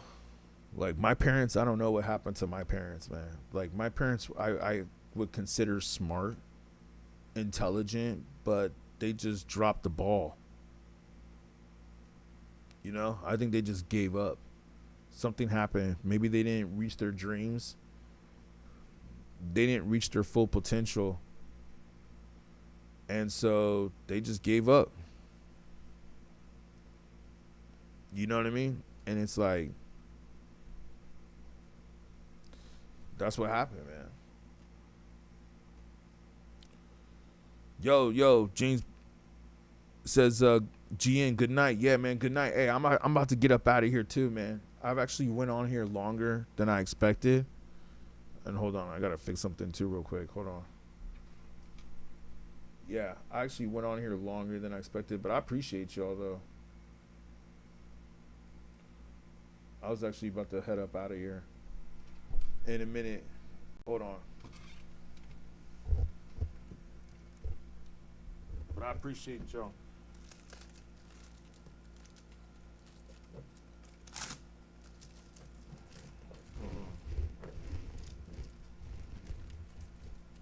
Yeah. Whew. Man. I appreciate y'all though. We've been going on here for like almost 3 hours. Or over 3 hours. I know I probably got my neighbors all upset. They're probably like, man, shut up over there. Keep it down, man. I'm like, hey, man, don't be upset that I'm not on the same schedule as you. Don't be upset about that. Some people be hating, man. Like I said, some people just be hating on your progress. They be hating. They be mad. It's like, hey, man, we ain't roommates and we don't work the same schedule. So, hey, like I said, man, we all got to do our hustle. You might work some hours and I work other hours. I might be working when you sleep in, and I might be working when you awake too. Don't worry about it. That's like gay. That's like, yeah, man. Oh wait, we can't talk about all that because last time I talked about that, I might have got in trouble. But yeah, man, thank you, James, for the follow and all that, man. Make sure you hit the channel up tomorrow. I think we're gonna do another stream tomorrow afternoon. Like afternoon, early evening, afternoon. You know what I'm saying? But yeah, man, nah, I appreciate y'all that have been up in here. I think it was a good talk. It was a great talk to get a lot of this off, to explain what I'm thinking. Like I said, as you can see, I can speak about these subjects. I can go on a rant on these subjects, which is what I've done. As a matter of fact, that's what I'm going to do. I'm going to start calling these my rants. These are going to be them rants, the highly evolved man rants. Because like I said, man, I can go off on these rants as I did about the system. And I will say this too, before I get up out of here. Let me go ahead and say that America, in some ways, is a racist country, man. this is a racist country, and now I know I don't want to get like all Elon Musk. You know, Elon Musk is gonna say, "Well, if you don't like America," or he said on Twitter, in his or X as he calls it, he said, "Well, if you don't love America, then you should leave the country. You shouldn't be allowed to stay here." And it's like, oh, we can't have criticisms on what's going on in the country? Oh, sorry, not sorry, Mr. Trillionaire. Like, we're supposed to, like, the fact that people actually give a damn what a trillionaire thinks. This dude got like 12 baby mamas. And that's cool. I'm not mad at that. But it's like, yo, man, if you can afford to have 12 baby mamas and one of your kids went from a man to a woman, by the way, but I know you said that was the woke agenda that did that to your child, but still, you have these kids that you're obviously not even really around them, most of them, or some of them. But, and then you're a trillionaire.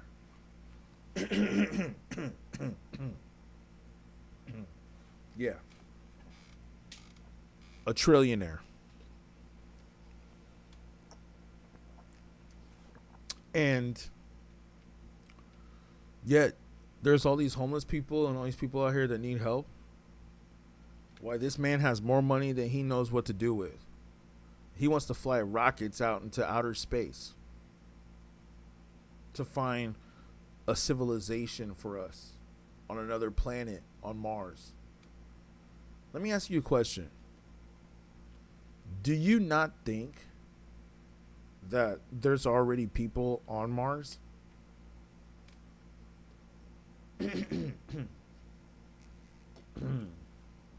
Yeah. Tell me that. Sorry, I had to cough out some of my throat talking for like 3 hours, you know what I mean? Yeah. Like I said, you don't think that there's people that are already on Mars? That are already living there? That they've already sent there? And they're probably just pretending that they haven't discovered anything there yet, but they've seen like all kinds of shit there already that has already told them that humans can live on that planet. Why do you think they're looking to go to Mars? Because they understand that there's a possibility that something could happen to planet Earth, and that they would need to go to another planet to habitat. Who knows if it happens in our generation? Could be later on, I think. But still, they know that this is where Earth could be headed. Like, somewhat maybe the dinosaurs or whatever, you know what I mean? So, this is why I believe these billionaires and trillionaires are flying rocket ships to outer space, because now they feel like I've already accomplished Earth. I'm rich enough to where I can buy anything on planet Earth. I can live anywhere I want. I can buy anything I want. If Jeff Bezos says I want that building right there, he could buy that building. If Mark Zuckerberg wanted to do that, he could do that. Elon Musk, he could do that. So what's next to conquer? Space. You know what I mean? Like, what else is there to conquer? Well, I'm rich enough to where I want to see what's going on other planets. So these guys are going to outer space now. And that's cool. But, wow. The lack of empathy for what's going on this planet. Yo, have you guys driven down Skid Row lately? It's pretty effed up. It's pretty effed up. You could invest $1 million into that and probably clean that shit up. You know what I mean? Like I don't think it would even cost more than $1 million. So, but they'd rather put the money into rocket ships. Can't hate, man. I can't hate. That's cool. It's just like, let's recognize what it is. Okay? Let's recognize that these people that are rich, they say all kinds of interesting things on their Twitter account. And some things I agree with Elon Musk. I mean, I think that it's funny. Let me see if I can go back to that. I think that it's funny that they have their little beef. You know, and Elon like beefs with some of the politicians. I think it is interesting. But what I will say is this. Let me just pull them up right here.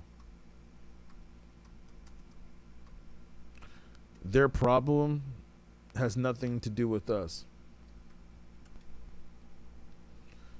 Gavin Newsom taxing Elon Musk has nothing to do with what that is going to do for the communities.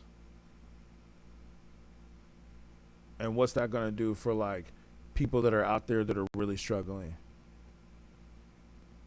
Like people that can barely afford to buy groceries. Let me just read this response one more time of what Gavin Newsom said to Elon Musk. He said, "Don't worry, we'll be taxing trillionaires even more." What does taxing trillionaires have to do with us? But you're right. He did say in the post earlier, he said, what did he say again? 10%.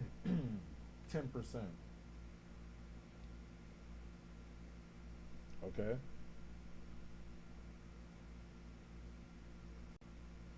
Okay, so it's time for an economic reset. Well, did you guys see the Joe Rogan, Tim Dillon show where he's talking about California and Los Angeles? He's basically saying that these politicians are acting like they're doing something, but they're really not. Which is like, what's new? We already know this, right? What's new, man? We already know that these politicians are just actors. He says it's time for a national billionaires tax and new social contract. National billionaires tax. What the heck does that even mean? What does that mean? It's time for a national billionaires tax and new social contract. It's time for a national billionaires tax and a new social contract. Think about this, just 10% of people, 10% of people in this country own 2/3 of the wealth. A 30-year-old, for the first time in American history, is not doing better than his or her parents. That's a 5-alarm fire. American wages have stood still, and the costs across the spectrum, cost of living, have skyrocketed. Okay, I'm glad he at least put that part out there. We're listening to Gavin Newsom, for those of you that can't see it. I just want to speak on this real quick.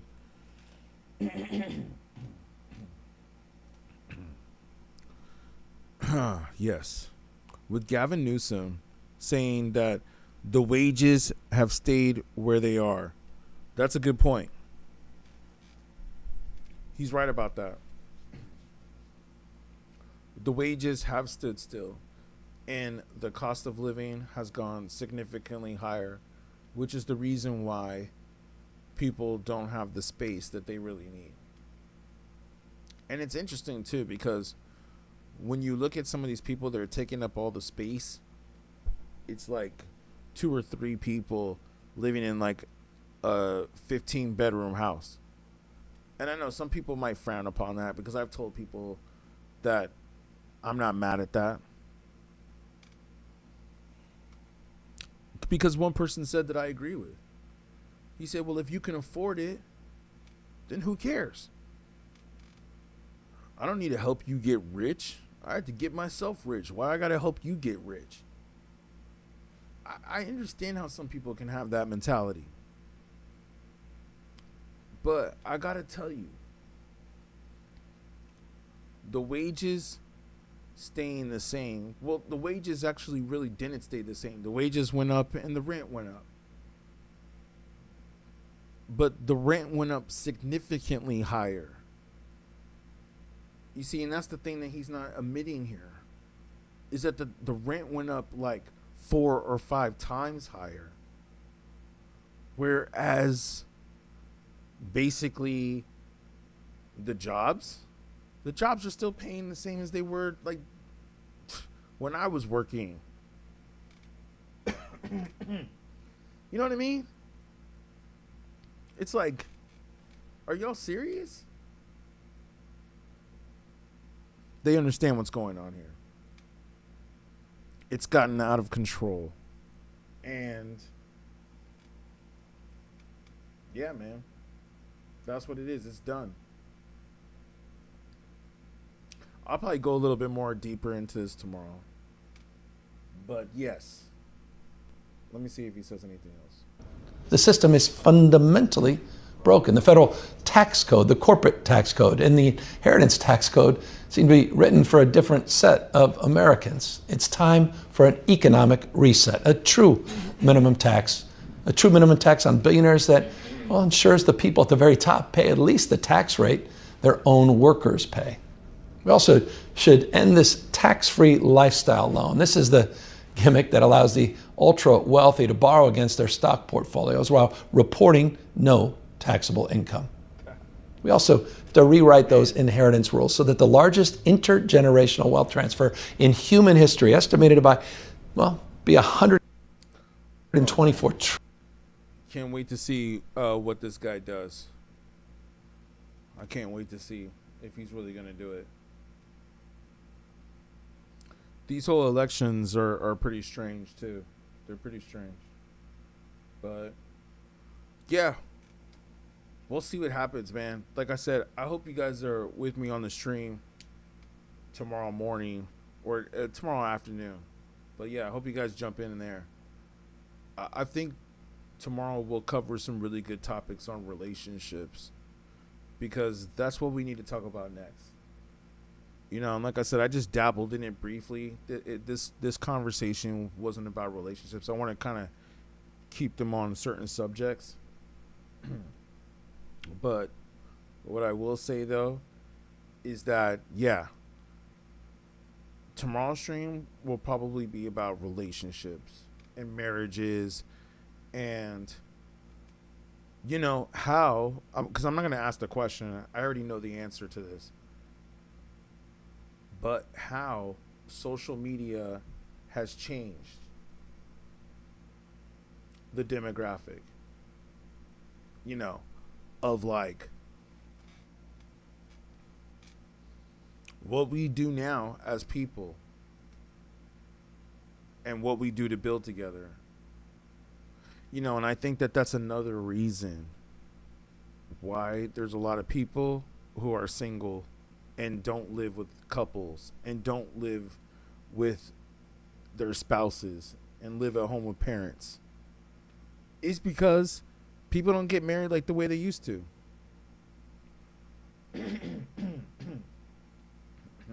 You know what I mean?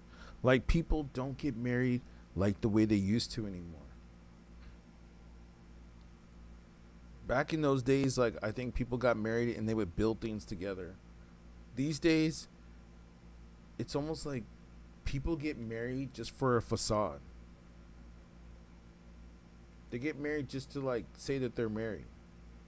They don't really get married because, oh, they really love this person. Maybe some, but if that were really the case, why are there so many divorces? Why is the divorce rate so high? Why is there so many single mothers? You know? It's like we have to ask these questions. We have to look at the facts. We can say, oh, well, that's not true. Well, that's not true. Oh, how many weddings have you been to in the last 5 years? You know, you might have a lot of friends that are married or say they're married, but how many weddings have you really attended? And then not only that, but how many of your friends are married? It wasn't like back in those days. Like back in those days, like everybody was married. That's what I'm trying to say. Everybody was married. It was almost like if you weren't married, it was like something was wrong with you. Like, wait, you couldn't find someone and get married? What the heck is wrong with you? Whereas nowadays, it's like, oh, if you're not married, cool, good for you. Good for you. Like, oh wait, you're married? Like, oh shit. Like it's so interesting how times change. You know, and I think I seen the generation of that change because when I was growing up, I remember everybody was getting married. And then as I started to get older, I noticed less and less people were getting married. So, yeah. It's interesting how the times change. But I do notice the good thing about marriage is that hopefully if it's a good marriage, at least you have somebody that you're building with. You know what I mean? Like you have somebody that you're building a unit with. And it's a lot better to do it. I'm not going to say easier, but I'll say it's better to do it with somebody who is helping you and who believes in you. Because let's be honest, man, it's hard to do a lot of this shit by yourself. It ain't easy. So yeah, man, I think that that's a good purpose of marriage. But do people really get married for those reasons nowadays? Nah, man, you got women that get married these days and then they'll file for divorce because, like I said, women file for divorce at least 70 to 80% of the time. They'll file for divorce and collect alimony. And then if you have children, they'll get child support too. Hold on. Yeah. So, what's that? Like, oh, you're not working, so you're entitled to alimony? Psh, get out of here, man. Like I said earlier, the laws are not in our favor. We have to recognize the traps. And then, like I said, we'll talk about this more on our next show. But yeah, then it made me start thinking where the origin of marriage came from. And I actually covered this already in a video already. But I'll probably, reiterate the topic and go in a different route on it in the next stream. But yeah, man, I appreciate y'all that were tuning in. We were rocking this one, man. I feel like I could keep going, but I feel like I've been ranting long enough. And hopefully you guys are following, liking, doing what it is. My name is Them, the highly evolved man.